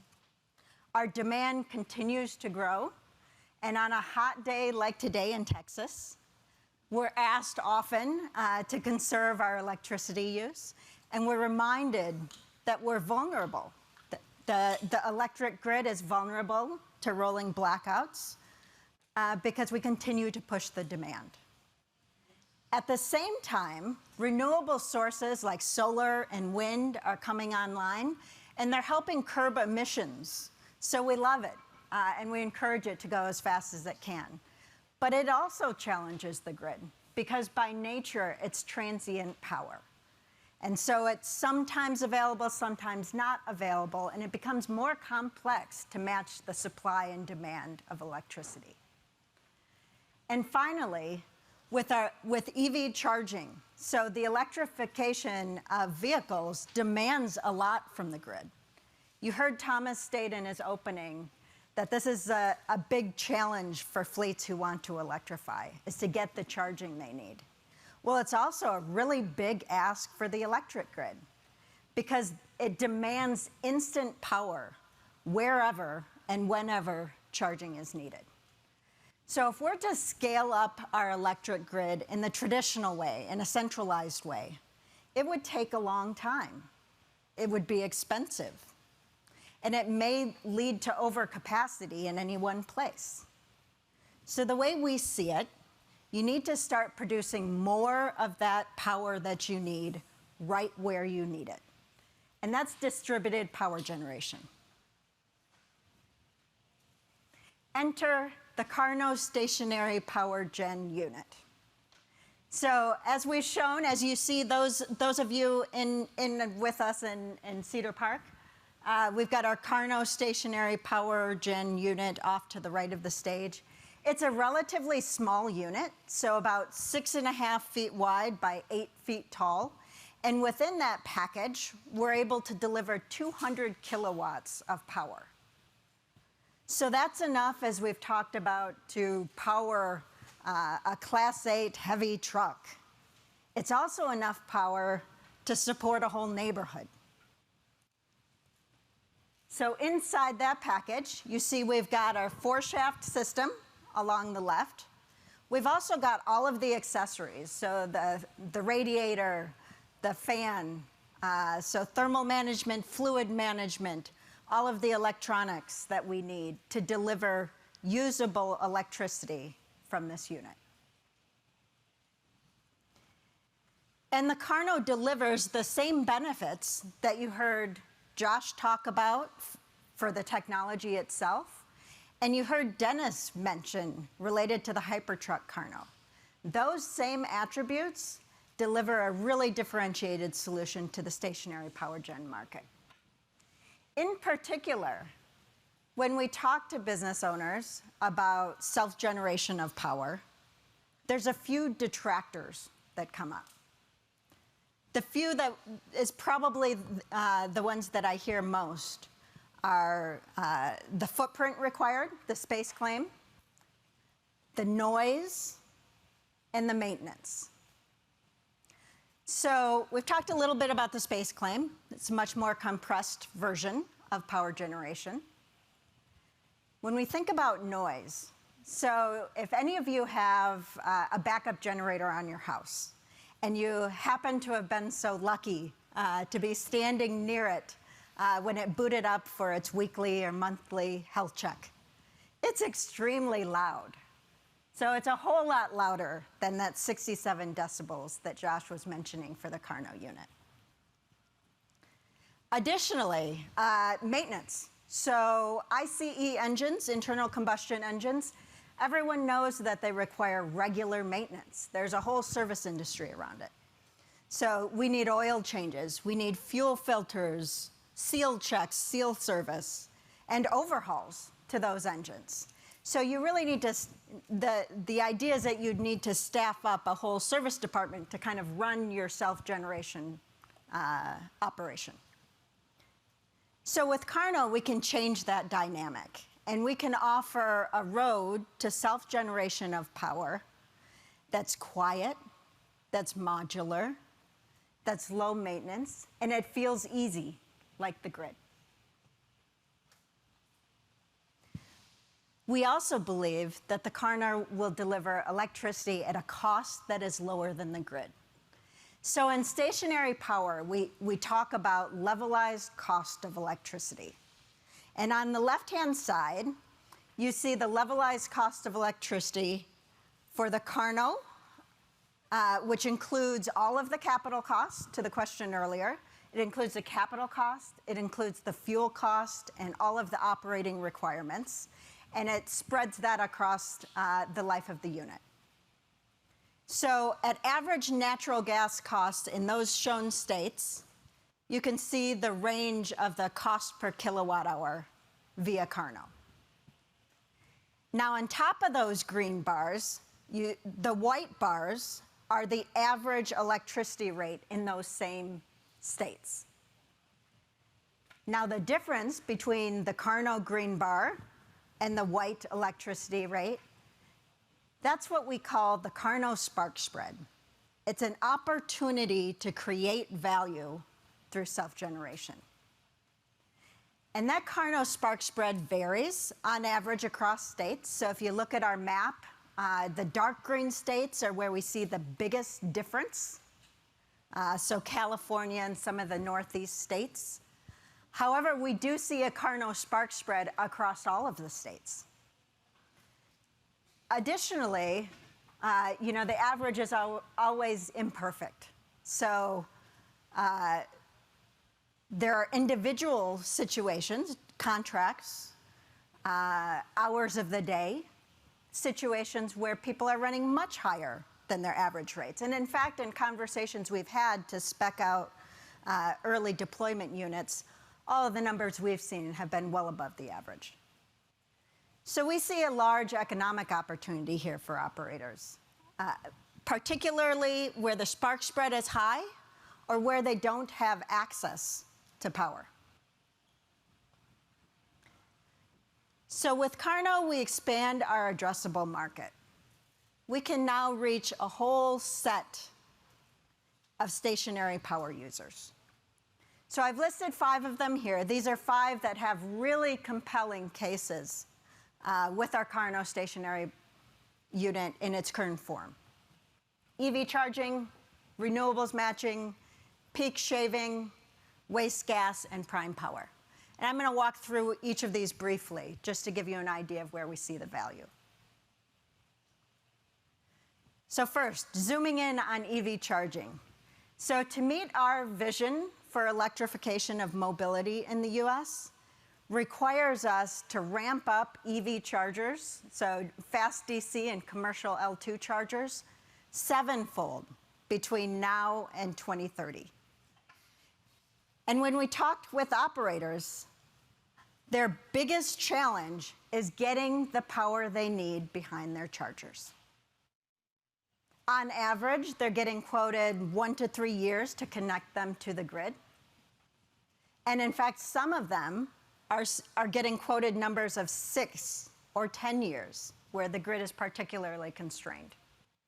So by deploying a KARNO or a set of KARNOs to support your EV charging station, you can get to market 1 to 3 years earlier and deliver that value to your customers or to your internal network.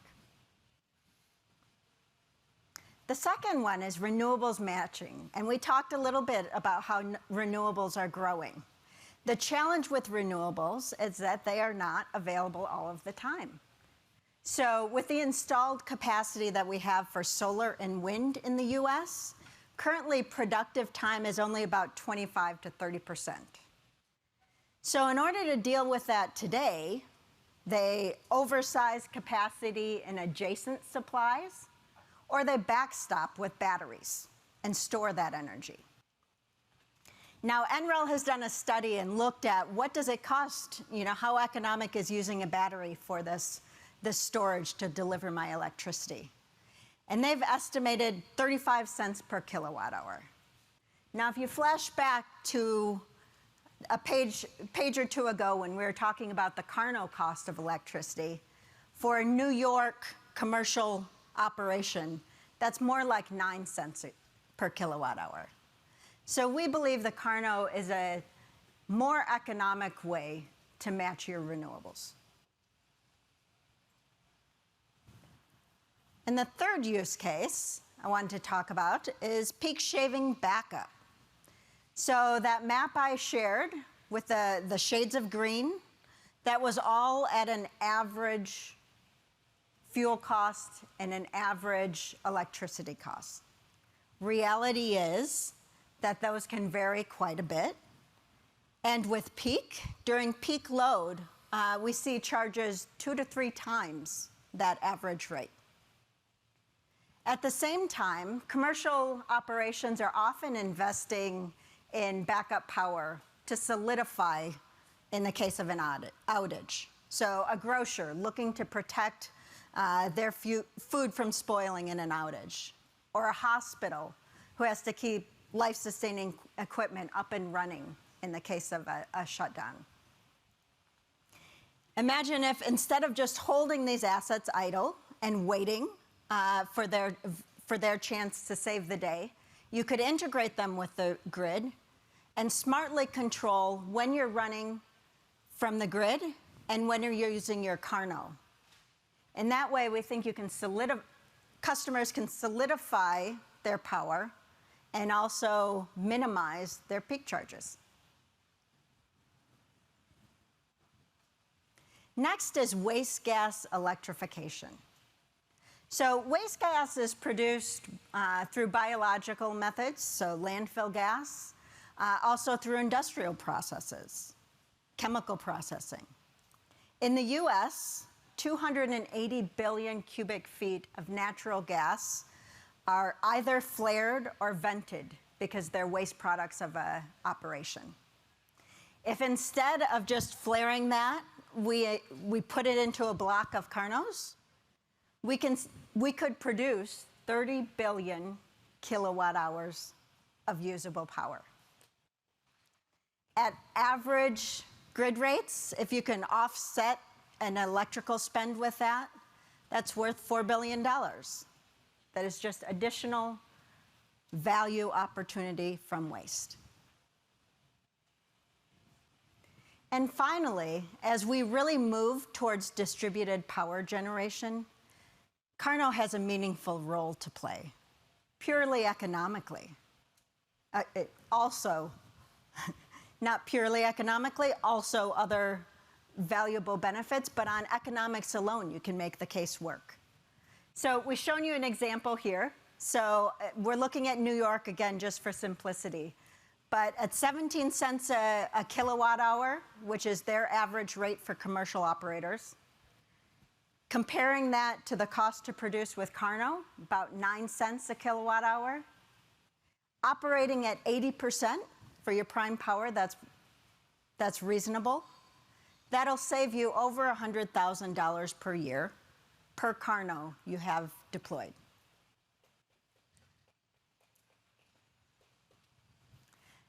So, to go out and get those market opportunities that we think are so attractive, we've laid out our roadmap for the next few years. So similar to what you've seen on Hypertruck, and we've continued down our journey and checked off that list, we expect to do the same thing for KARNO. So where we are right now, we introduced the KARNO generator technology and first showed the truck at the ACT conference earlier this year. You'll also get a chance to see it on the road, or out in the parking lot on the road today in operation. We've also begun our generator unit testing in our development facility in Cincinnati. We're continuing to refine and learn about our design, and we plan to finalize it for production first quarter of next year. And because the certification path in stationary power is simpler, doesn't have as many steps to go through, we anticipate actual field deployments with customers late next year. At the same time, we'll be integrating this in a production way into the Hypertruck system over the next year. And 2024 will be the bulk of that work. And then we've given ourselves 2 years, 25 and 26, to do the validation of the performance and the emissions of that unit on the Hypertruck. And we're targeting early fleet trials with customers late 2026.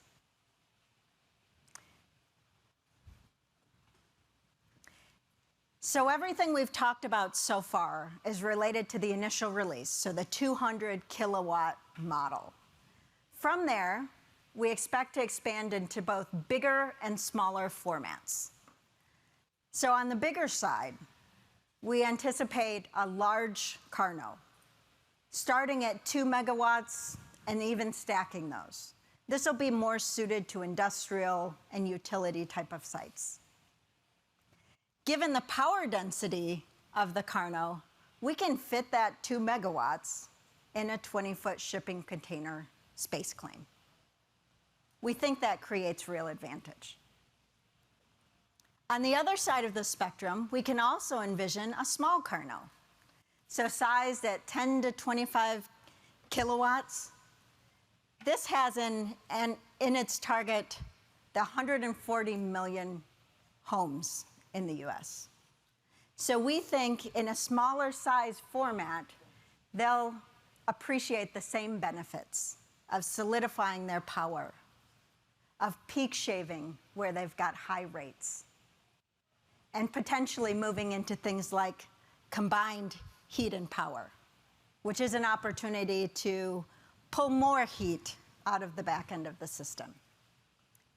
So we see huge opportunities to expand beyond the 200 kilowatt into larger formats, into smaller formats, into additional features like combined heat and power, advanced microsite management, and going outside of the US to other geographic opportunities.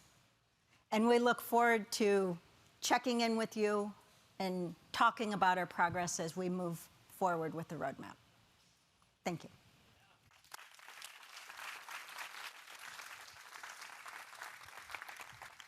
And we're now opening up to questions. Have you seen some already? I have. Usually the first question is, so when can I get one of these for my house?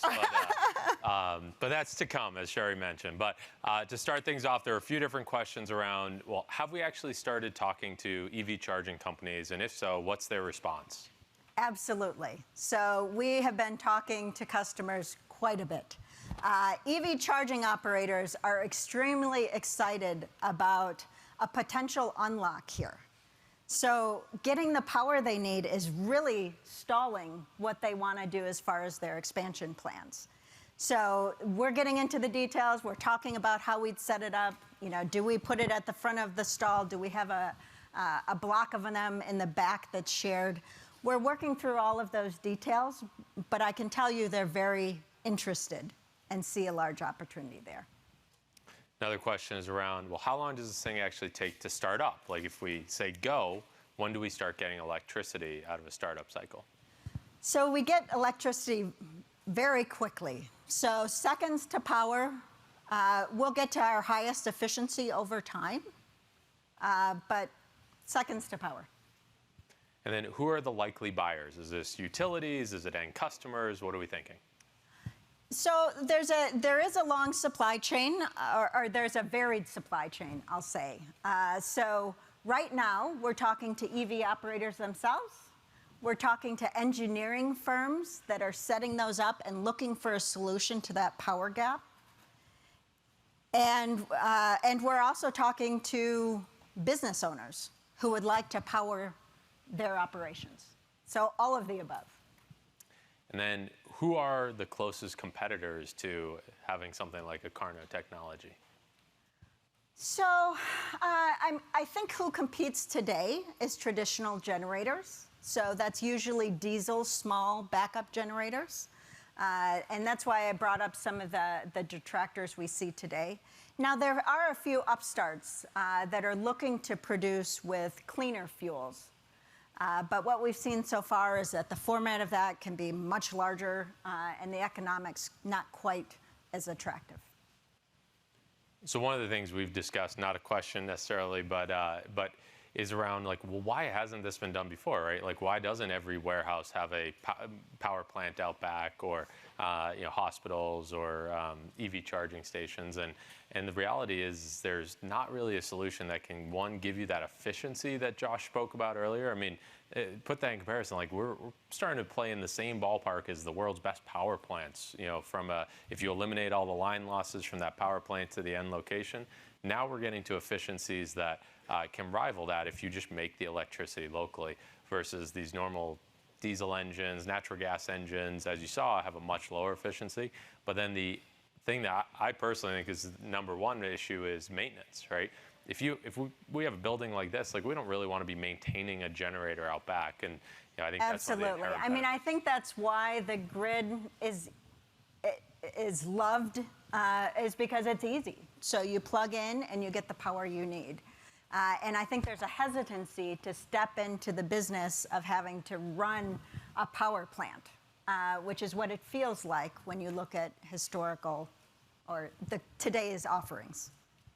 So one question that came in is just around, well, how does the KARNO play with or without batteries? Do we need batteries as an augment to it as well? Or can this be deployed all on its own? So it depends a little bit. In fact, in some of the conversations we're having, we're going both ways. It wouldn't need a battery, but in some cases that might be a nice way if you have a single kilowatt standby, say. Maybe that's something that you'd like to have a small battery support rather than booting up the KARNO to support that power. But in general, it should be able to ramp or run at different pressure levels to give you the power you need. Then another question is, are you developing the switch gear that matches each size of generator? No. So, yes, that one I would have to defer. Yeah. All right, so then as your KARNO technology strives to address the infrastructure challenges that battery and other new power technologies face in on-highway applications, do you foresee a growing role for your technology in off-highway applications? I certainly think there's a fit there. So one of the things you saw Josh talk through is the scalability of the shaft system. So we can use that to scale up or scale down and serve those missions, different missions well. We can complement that in a Hypertruck system with the right size battery to support what their mission is and how far they need to go. And finally, I think the flexibility around orientation that you have with the sealed KARNO machine gives you a whole lot of flexibility. You don't need to worry about the same leveling. You can put it really wherever it fits. Another question, I'm going to paraphrase it a little here, but Let's say we're in a storm, or for a day like today, we're not a storm, but the grid is being pretty taxed because it's probably, what, 105 or something outside right now. But let's say the grid goes out. How does the KARNO generator work? Does that work just fine without any grid? What happens? Yeah, absolutely. So there will be some communication between the KARNO stationary unit and the grid. There are certain safety things you need to consider about shutoffs in between the two.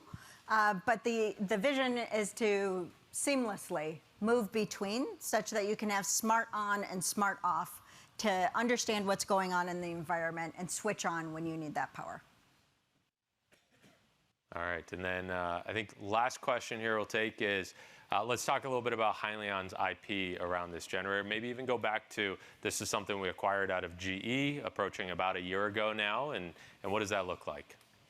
Yeah, so this is all internally developed. So first with GE, it was built on the backbone of the advanced combustion and heat transfer and additive technologies. All of that was developed by GE. We either have permanent access to, or most of it actually came with the acquisition and also lives in the heads of the team that came with us.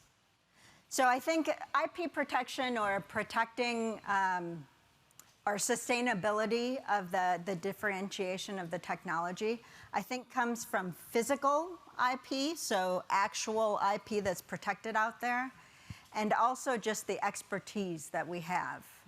So it's decades and decades of additive combustion, thermodynamics, aerodynamics experience that is fitting together to make this solution possible. And many, many patents. I forget the exact number, but it's a good 40? amount of patents. 30? So, yeah. Somewhere up there. More than 40. All right. So with that, we're going to now transition to talking about our fuel cell collaboration with Parker at Hyzon. So we'll go ahead and transition over to Right. that. Thank you.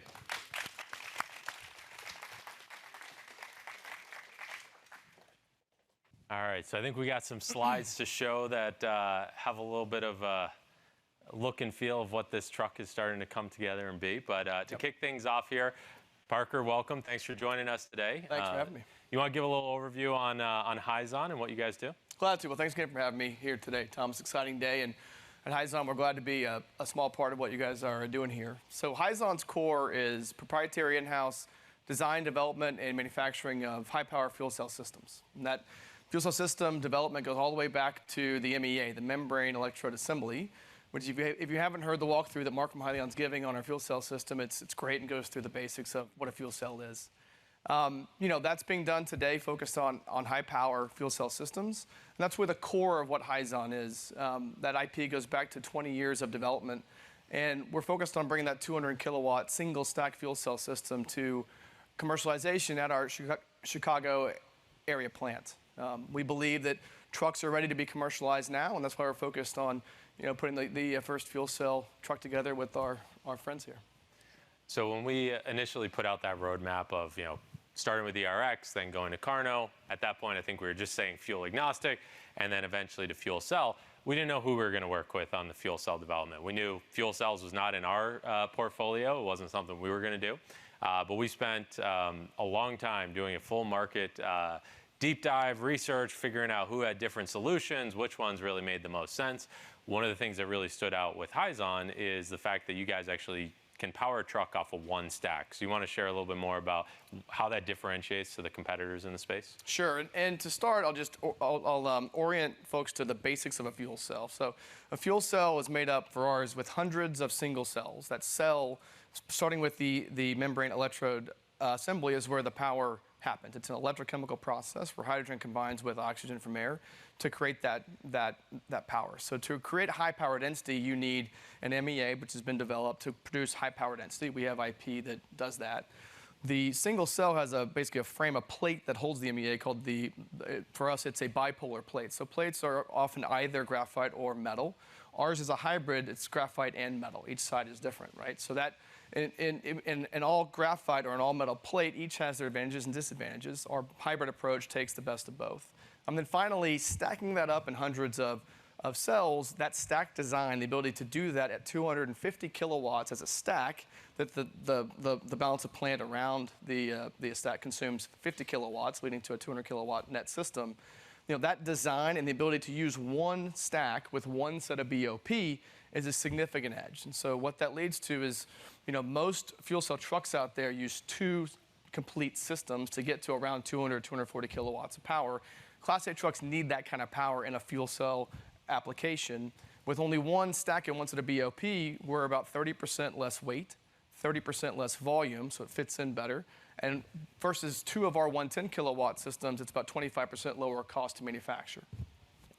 And just to comment on kind of the market study we did, so I think the smallest we saw was other providers saying, hey, you need to put 2 fuel cells in the truck in order to get the power level. We even saw some suppliers saying we need to put 3 fuel cell stacks in the vehicle in order to get the power level. But that's something when we dove in with you guys on this. It was hey, this is one system that we can put in and integrate it with the powertrain. Now, from our end, as we look at this joint development together, this is really leveraging what we've already built from a powertrain solution, right? Because batteries, e-axles, the actual software integration, all that stays the same. And then you want to talk a little bit about kind of the joint development building of this first truck, where we're at with that? That's right. So first, I'll just say that similar to the research that Thompson and his team did on us, when we look at putting our resources to bring our fuel cell technology, the fuel cell control software, and supporting the integration of that, there's only so many partners we want to work with to do that. So what Hyliion does in powertrain development, the componentry, and what they have here that you're seeing, we just see a combination of they do really, really well on the vehicle side, but we do really, really well on the fuel cell side, bringing again the fuel cell system, the integration support on the fuel cell side, and the control software. All that software is developed in-house and helps control the fuel cell to match up with the vehicle unit. All right, so we talked to a lot of the same fleets, right? Yep. And we're kind of on the same side of the table of saying, look, range extender electric solutions, right? That's what both of our companies are doing. What have been some of the things you've heard, because we shared it some from our vantage point, but around as fleets are trying out BEV trucks and why or why not a range extender is really needed? Yeah, so when you look at fleets, what I love to hear, there's a lot of theoretical science out there that says, well, in the future, it should all be battery electric because of conversion ratios, which may or may not take into account the great work that the team here has done on true losses in the grid. The facts are, even if the conversion economics were different, fleets don't buy trucks based on theoretical science, right? Fleets buy trucks based on economics for their fleet. And most fleet applications are not super high margin for the end user, so they protect that cost and the revenue that's going into that truck. And when we talk to fleets, there's really, in our view, 3 types of fleets, right? There's fleets that are focused on load, maximizing that 80 to 82,000 pound load. Battery electric trucks have a huge challenge. Typically, versus a fuel cell truck, all battery trucks are between 3,000 and 6,000 pounds heavier. That's real revenue. That's real margin loss that a lot of fleets just can't do. Some fleets are either time out, meaning their drivers make a lot of stops, so they can only drive so far before they have to stop, or they pack out, meaning they're hauling a bunch of big light stuff like shoes or chips. For those 2 types, typically it's about charge time, right? So the need to have to, with today's technology, charge typically 4+ hours minimum on a 350 kilowatt charger. Even in a future state of a 500 kilowatt to a megawatt charger, the significantly higher charge times versus a 15 to 20 minute fuel up is a big impact. And then separately range, right? So I think it was mentioned before, the fuel cell trucks today with 350 bar tanks go about 300, maybe 350 miles depending on the weighting. The future state, there's a liquid fuel truck that we're developing now that is going into demonstration soon that we're targeting a minimum 600 mile range. So There's real reasons why we think a vast majority of the fleet use cases out there, battery electric just will not work for before you get to infrastructure. So you had some staggering stats. I'll add 2 more. So when you look at studies done by utilities that know power, and you look at a future truck stop dedicated just to BEV charging with this futuristic, 1 megawatt charger, which will solve the charge time problem, right? One truck stop in the future with that technology would take the same power to power a 100,000 person town, right?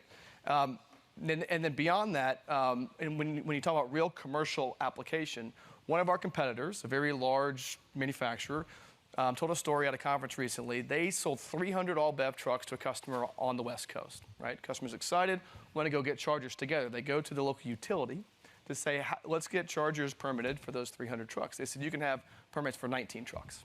They said, okay, when can I get the other 281 trucks of chargers? They said 6 years, right? So there's real limits to how battery trucks can be deployed and scaled. The other thing, we actually spoke together on a panel a couple of weeks ago in New York, and one of the themes that we touched on a few times was practical adoption. And I think practical adoption even comes true when we're looking at hydrogen and hydrogen fuel cell vehicles. So hydrogen infrastructure is limited today, but how do you see that practical adoption taking place for a fuel cell truck? Yeah, and that's exactly where, when you look at the commercial applications today, right? We've had fuel cell trucks in trial for about 15 months here in the U.S. We really understand the use case, what the fleets can do with them, and how the fueling infrastructure is going to scale up. We've invested our time and resources and partnerships in the hydrogen production space, and there's partners that we have on the dispensing side as well, and we're actively engaging with fleets on real scale-up plans. And what that looks like is a steady scale up with dispensing availability and with subsidy that will happen and will start now, but is going to take a few years to scale up. So today there are mobile fuelers. The first trucks that a fleet takes, no one's going to take 50 or 100 trucks in their first year. They're going to trial a truck. They're going to order maybe a 50 to 100 truck intention, but take 5 to 10 trucks in the first year. And that matches with 500 kilogram to a ton mobile fueler. And then while they're experiencing those first 5 to 10 trucks, the second order may be 15 to 25 trucks. You then permit install a small temporary behind the fence fueling setup, because most of these fleets today fuel behind their own fence. The first fleets that adopt, whether it's a battery electric or hydrogen system, are going to likely be behind the fence, because you can have one fueling solution to fuel the whole fleet. So it's a 3 to 4 year scale up vision, but we do believe that large fleets that buy 500 to 1,000 trucks a year, that have real decarbonization goals to convert 10, 15, 20% of a 5,000 truck fleet by 2030. They got to start buying trucks now, start this process, and within 3 or 4 years could be buying 100 plus trucks a year with fuel that scales with it. Anything else we didn't cover? No, I just think what's great and what we love to see are fleets that want to be leaders. So you had one of your great fleets on stage today, and the key really to this entire lower emission transition, I think, is about optionality, flexibility, and finding the right solution for that, not just fleet, but for that use case. So the progression that Hyliion's making, we think, is fantastic. We think hydrogen fuel cell can be a great part of that future, and we look forward to the future together. Look forward to getting the truck out later this year. Absolutely. All right. Thanks, Parker. Thanks so much, Thomas.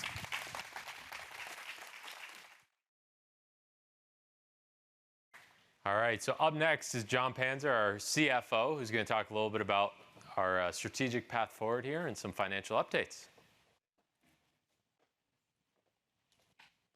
Thanks, Thomas. We'll pull these chairs. Yeah.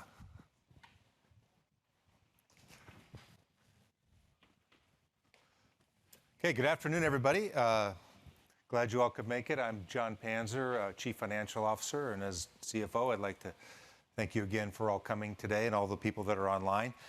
I'm going to start off by giving a brief update of Hyliion. I think there's a lot of new faces in the crowd that probably don't know our story. I'm the last speaker before our final Q&A, and I'm just going to give you a brief update on the financial implications of all the opportunities that we've discussed today. So first of all, you heard Dennis say this, we don't make trucks.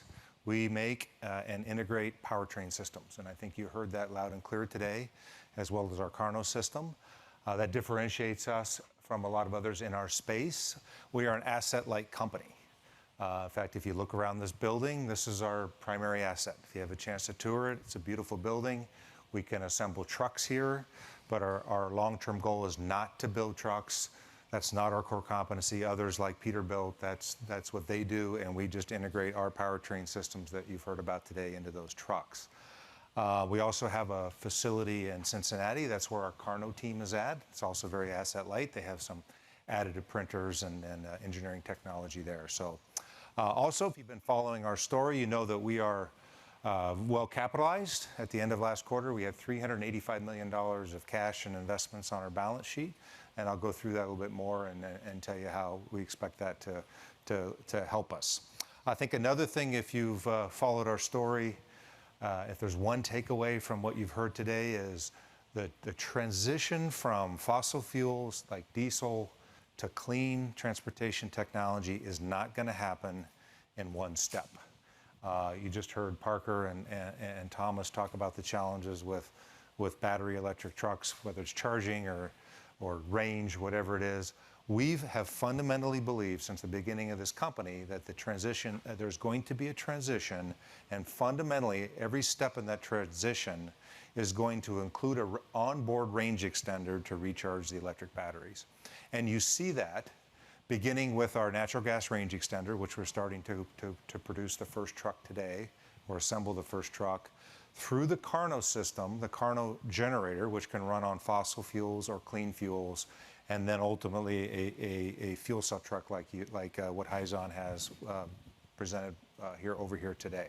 That is what we believe, that is our mission, that is our underlying focus as a company. You heard Thomas talk about our initial orders. We're going to build and deliver, our plan is to build and deliver 30 trucks this year. That's a slowdown from what we had initially anticipated. I'll talk more about that later. We are also doing extended fleet trials with customers. You heard Dennis talk about that. A lot of our potential customers want to actually get in the truck after it's been certified, safety tested, certified, get a chance to get in the truck, drive it, and experience it before they place orders. So we don't have any updates on the final customers for the 30 trucks today. Those discussions are ongoing, or orders for next year. I will tell you we are ordering components for next year, and that's part of our financial story as well, but that is our plan. I'll also address head on, the stock market's been very challenging for clean tech, clean transportation startups like ours. We're no exception to that. As I mentioned, we have a strong balance sheet, so we think we're in pretty good condition there, and I'll kind of update you in our thoughts about the future there. And again, opportunities. I think that's probably the second big message of the day is we at Hyliion believe that we have fantastic opportunities across the range of our powertrain solutions and with the KARNO generator. Now I'm going to switch gears real quick, and I'm going to talk about TCO. Dennis mentioned that we believe that our range extender Hypertuck ERX offers a total cost of ownership benefit versus a diesel truck. I think initially what we thought was that if our truck cost roughly the same over the life of the asset, that fleets would buy it because with a natural gas range extender, it has lower emissions than a diesel truck. It's also better to drive, more comfortable to drive. So we just did a quick example here of total cost of ownership versus diesel, and really the main drivers are the cost of the truck and the cost of fuel and maintenance. So let's start with the cost of the truck. In both graphs that you see up here, we've assumed about $400,000 for the Hypertuck ERX system, and that is after the Inflation Reduction Act tax credit. And then a diesel truck is probably maybe half of that much. So you pay a little bit more up front, and then you start to run the truck, and the big benefit you get over time is really with fuel costs. You can get natural gas for $1, maybe a little over $1 per gallon, depending on where it's at, where you're buying it at, on a diesel gallon equivalent basis. And then diesel fuel, I'm sure you see pump prices, that varies as well, but it's somewhere $4 plus or minus. So there's really a cost benefit to burning natural gas as well as an emissions benefit. So over time, as you generate more miles, you're offsetting that initial cost of the truck. and again, included in there is maintenance as well. So we have a couple examples here. On the left is 90,000 miles a year. On the right is 120,000 miles a year. So that cost of the green line, the cost of the ERX, you've got the initial cost of the truck and then added fuel and maintenance cost over time. It's not growing as fast as with diesel. So there's a break-even point, and these are, to use a finance term, undiscounted numbers, just straight, when's the break-even point. And at 90,000 miles, that's roughly, 4 or 5 years. And it's sooner, 3 years, at 120,000 miles a year. And of course, all of these numbers depend on operating conditions and so forth. And in each case, running a truck for 4 or 5 years at these kind of ranges is nowhere near the life of the truck. So there's opportunities even beyond that to save money. And then again, there's the other operational benefits of the Hypertruck. So just a quick TCO calculation on that. And then I'm just going to talk a little bit about the future here. You've heard about some, I'll call them strategic shifts in the company, not major shifts, but just reorienting towards the opportunities that we have. First of all, slowing the pace of Hypertruck ERX commercialization. We talked about that at our first quarter earnings release last year. We originally had planned to develop and sell 200 trucks by the end of the first quarter of next year. We've backed off that pace a little bit. We need to get our truck out in the marketplace so people can try it out and see how it works. But the main benefit to us of that is ultimately wanting to be a developer of powertrain systems that we sell to other OEMs to integrate them. We don't need to get huge numbers of trucks out there. We just need to get the platform out there. And then Thomas mentioned earlier, what we're trying to do is reduce the cost and of actually building the truck. So it gives us time for our engineers to be developing lower cost solutions, the supply chains, our procurement processes to reduce the working capital impacts to us of building those powertrains. So there's still clearly some unanswered questions around, hey, what does next year look like? Again, we're buying components to build trucks next year and so forth. So that's a shift. It's at the same time you heard that we are actually pulling ahead our plans for this year. Instead of starting the build of the first truck in the second half, we're actually starting it today. So it's not a matter of the powertrain development not being on track. We just want to get the right type of commercialization plan in place and be on the right track to ultimately be selling powertrain systems. And then the additional applications that you heard today, you could tell by the way Thomas and Dennis described it, we didn't think we would be in the day cab space, but there's obviously demand there for it. And then the KARNO truck. And then the KARNO opportunities are tremendous. So when we bought KARNO from GE back late September last year, we knew there would be stationary applications, but as we dug into it, I think we've really been excited about what those are and actually see them as being a big opportunity. Okay, so we'll be focused on those. Let me talk about financial projections here for a minute. I'm going to reiterate some of the things that we said in the first quarter, just around this year. So we think our total operating expenses will be around $130 million, plus or minus. We are now saying revenue should be a little bit north of $10 million by selling 30 trucks, plus some of the hybrid sales that we have this year as well. And then again, capital or cash spending is very important to us. We think that will be no more than $150 million for the year. So let me talk about cash spending here a little bit. If you look at the chart that I put up here on the left, just to walk through the last couple years. We started 2022 or finished 2021 with $557 million of capital, cash and investments. And last year we spent $135 million. That included $15 million of cash we spent on KARNO, and that's the little blue bar there on top of the gray. And then there was some working capital and capital expenditures. All that added up to $135. This year, again, should be a little under $150. We don't have the KARNO expense, but the working capital that I talked about, us buying components for trucks next year, is impacting our cash a little bit, some capital spending in there.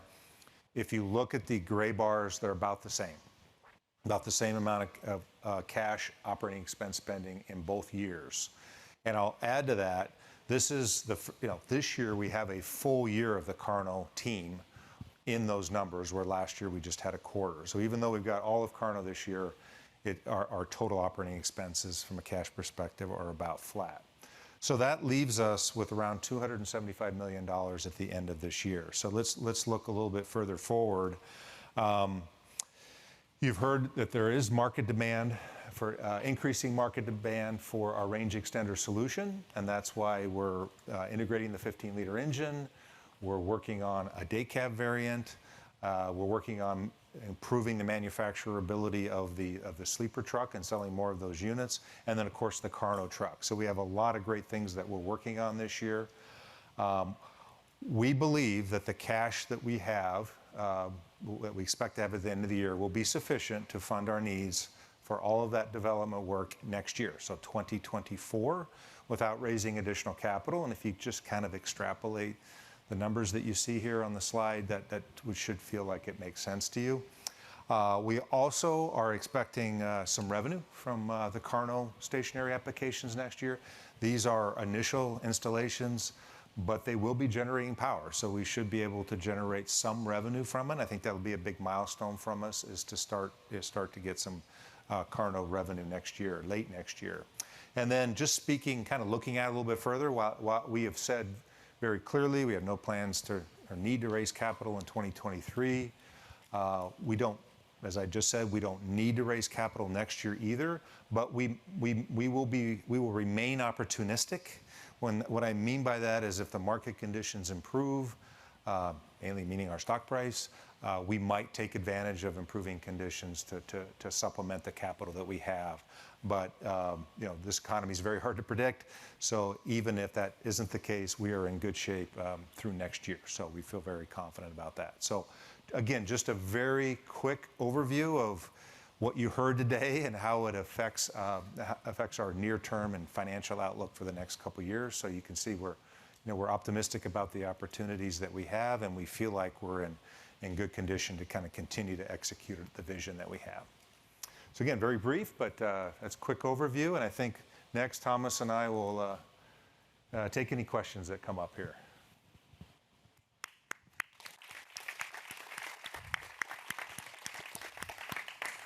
So I don't know if it's a factor if it's towards the end of the day or not, but we didn't really get many finance questions. Maybe you just did that good of a job covering There's it. There's still time. If you do have any questions, throw those in. But what Kellen and I were just talking about is there were some still lingering questions from before, so we'll go ahead and dive into those. One question with Parker, I might put you on the spot again on this one here, if we can go live with your mic, is let's talk about liquid hydrogen. What's the opportunities there? Mike, I think you posed this question. 700-mile range, hours of service. How does liquid hydrogen look?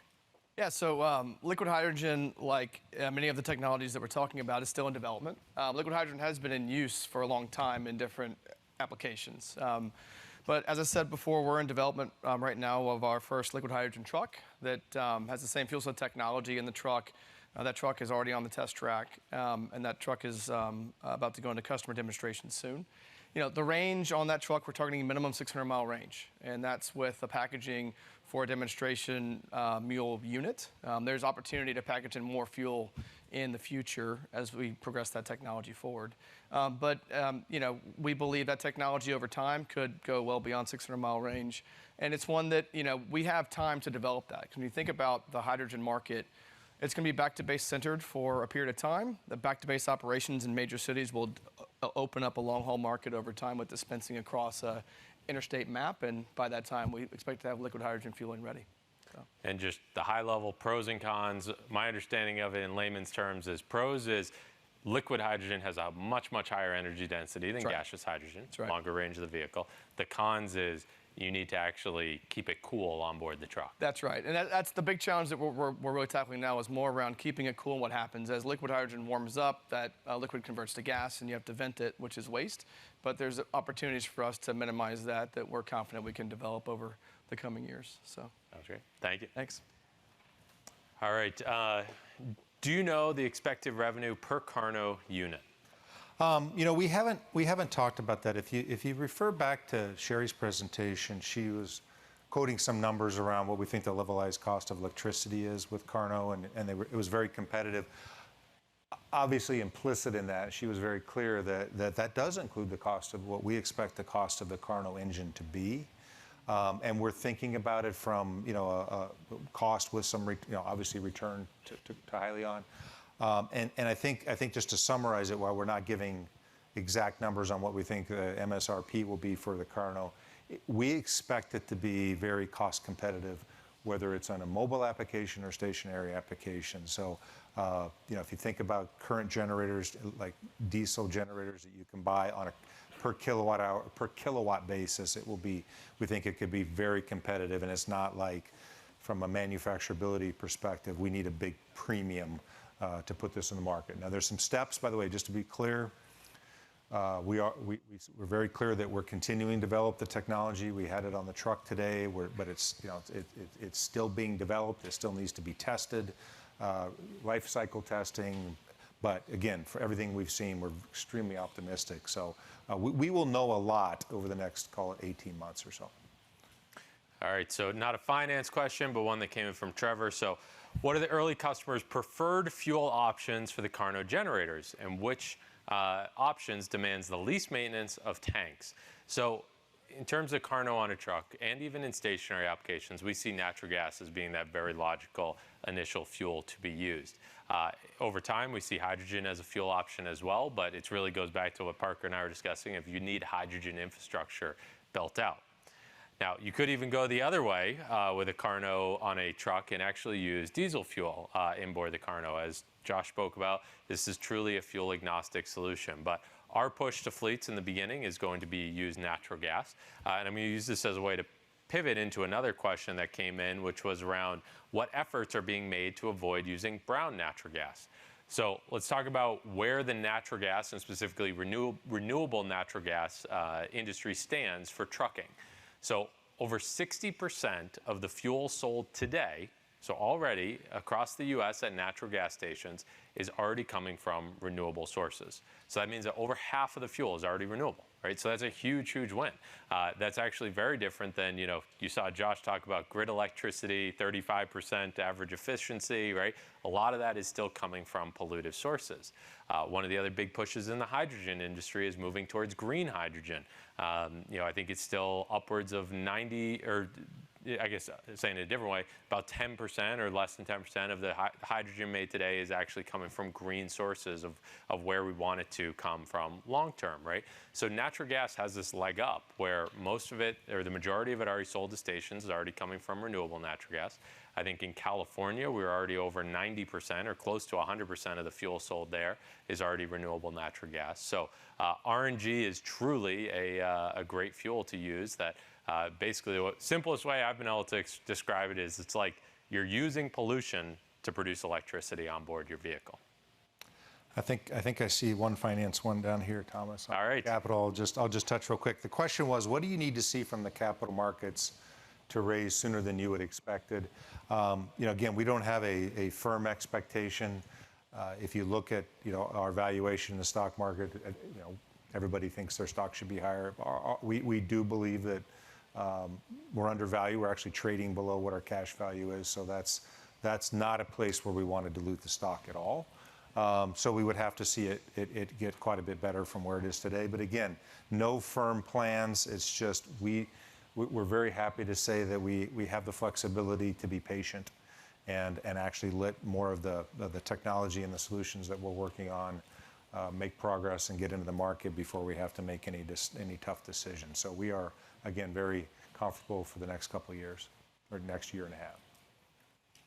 One other question that came in was, in the early stage of the Hyzon fuel cell integration, have you come across any modifications to the ERX powertrain that you need to make? If so, what are they? How does this compare to what your expectations were heading into this collaboration?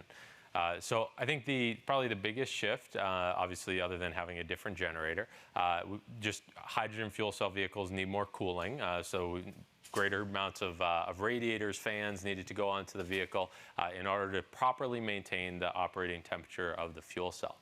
from a powertrain to integrating the fuel cell stack, as Dennis spoke about, we had laid out our roadmap where we wanted to easily be able to shift from one generator to the next. So obviously, integrating a fuel cell does require some software changes, but it was not a major overhaul by any means of our software or the powertrain. Batteries stayed the same, e-axle stayed the same, cooling systems, a lot of the components stayed the same. So some more fans, to put it very simply. All right, and I think you covered this, but there is a question out there of, can you remind us how much the Hypertuck ERX is going to cost for fleets to buy? Yeah, we've said, I think at the high 300s after the IRA. The IRA for us is worth $40,000, or for the buyer, not for us, but for the buyer of the truck. And we've said high 300s. On the example, if you remember the chart I showed, it was 400,000. So somewhere in that range is the initial price that we're thinking. So, last question is just around, can you share more on kind of what the revenue generation will look like for KARNO units as we deploy them into stationary applications? Do we charge for the kilowatt hour? Do we charge for the unit? It's early innings, but John, you want to? Yeah, it's early innings. Great creativity. We're not sure yet. I mean, right now we're just thinking, hey, we'll sell the units, but there's a lot for us to figure out in terms of just integrating manufacturing and distribution supply chains, potential partners. We can even contract out the manufacturing, the printing. Again, this is not. It is leading technology, but there's lots of makers of the additive printers. So we have a lot of options. But the real value for us is that intellectual property and that technology that really belongs to Hyliion. Sounds good. All right. Well, I'll close this off with some closing remarks. So thank you, John. Yeah. Thanks.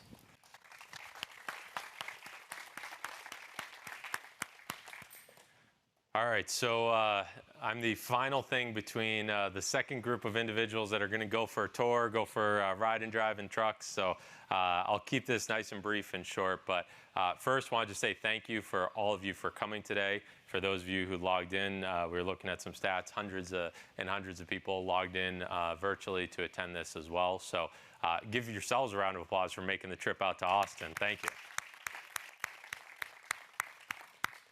And then just, the closing remarks is hopefully, from the content that you just saw, as well as from the experience that you're getting around the facility, you see why we're so excited about the journey that we're on.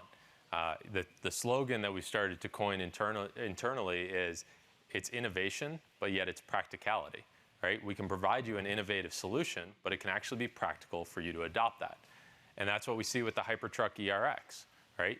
You don't need to go out and build a ton of new infrastructure. It's not going to cost you a gazillion dollars to do it. It actually can be cost competitive to where diesel trucks are, right? So those are some of the things that fleets need to see for them to be able to adopt the technology.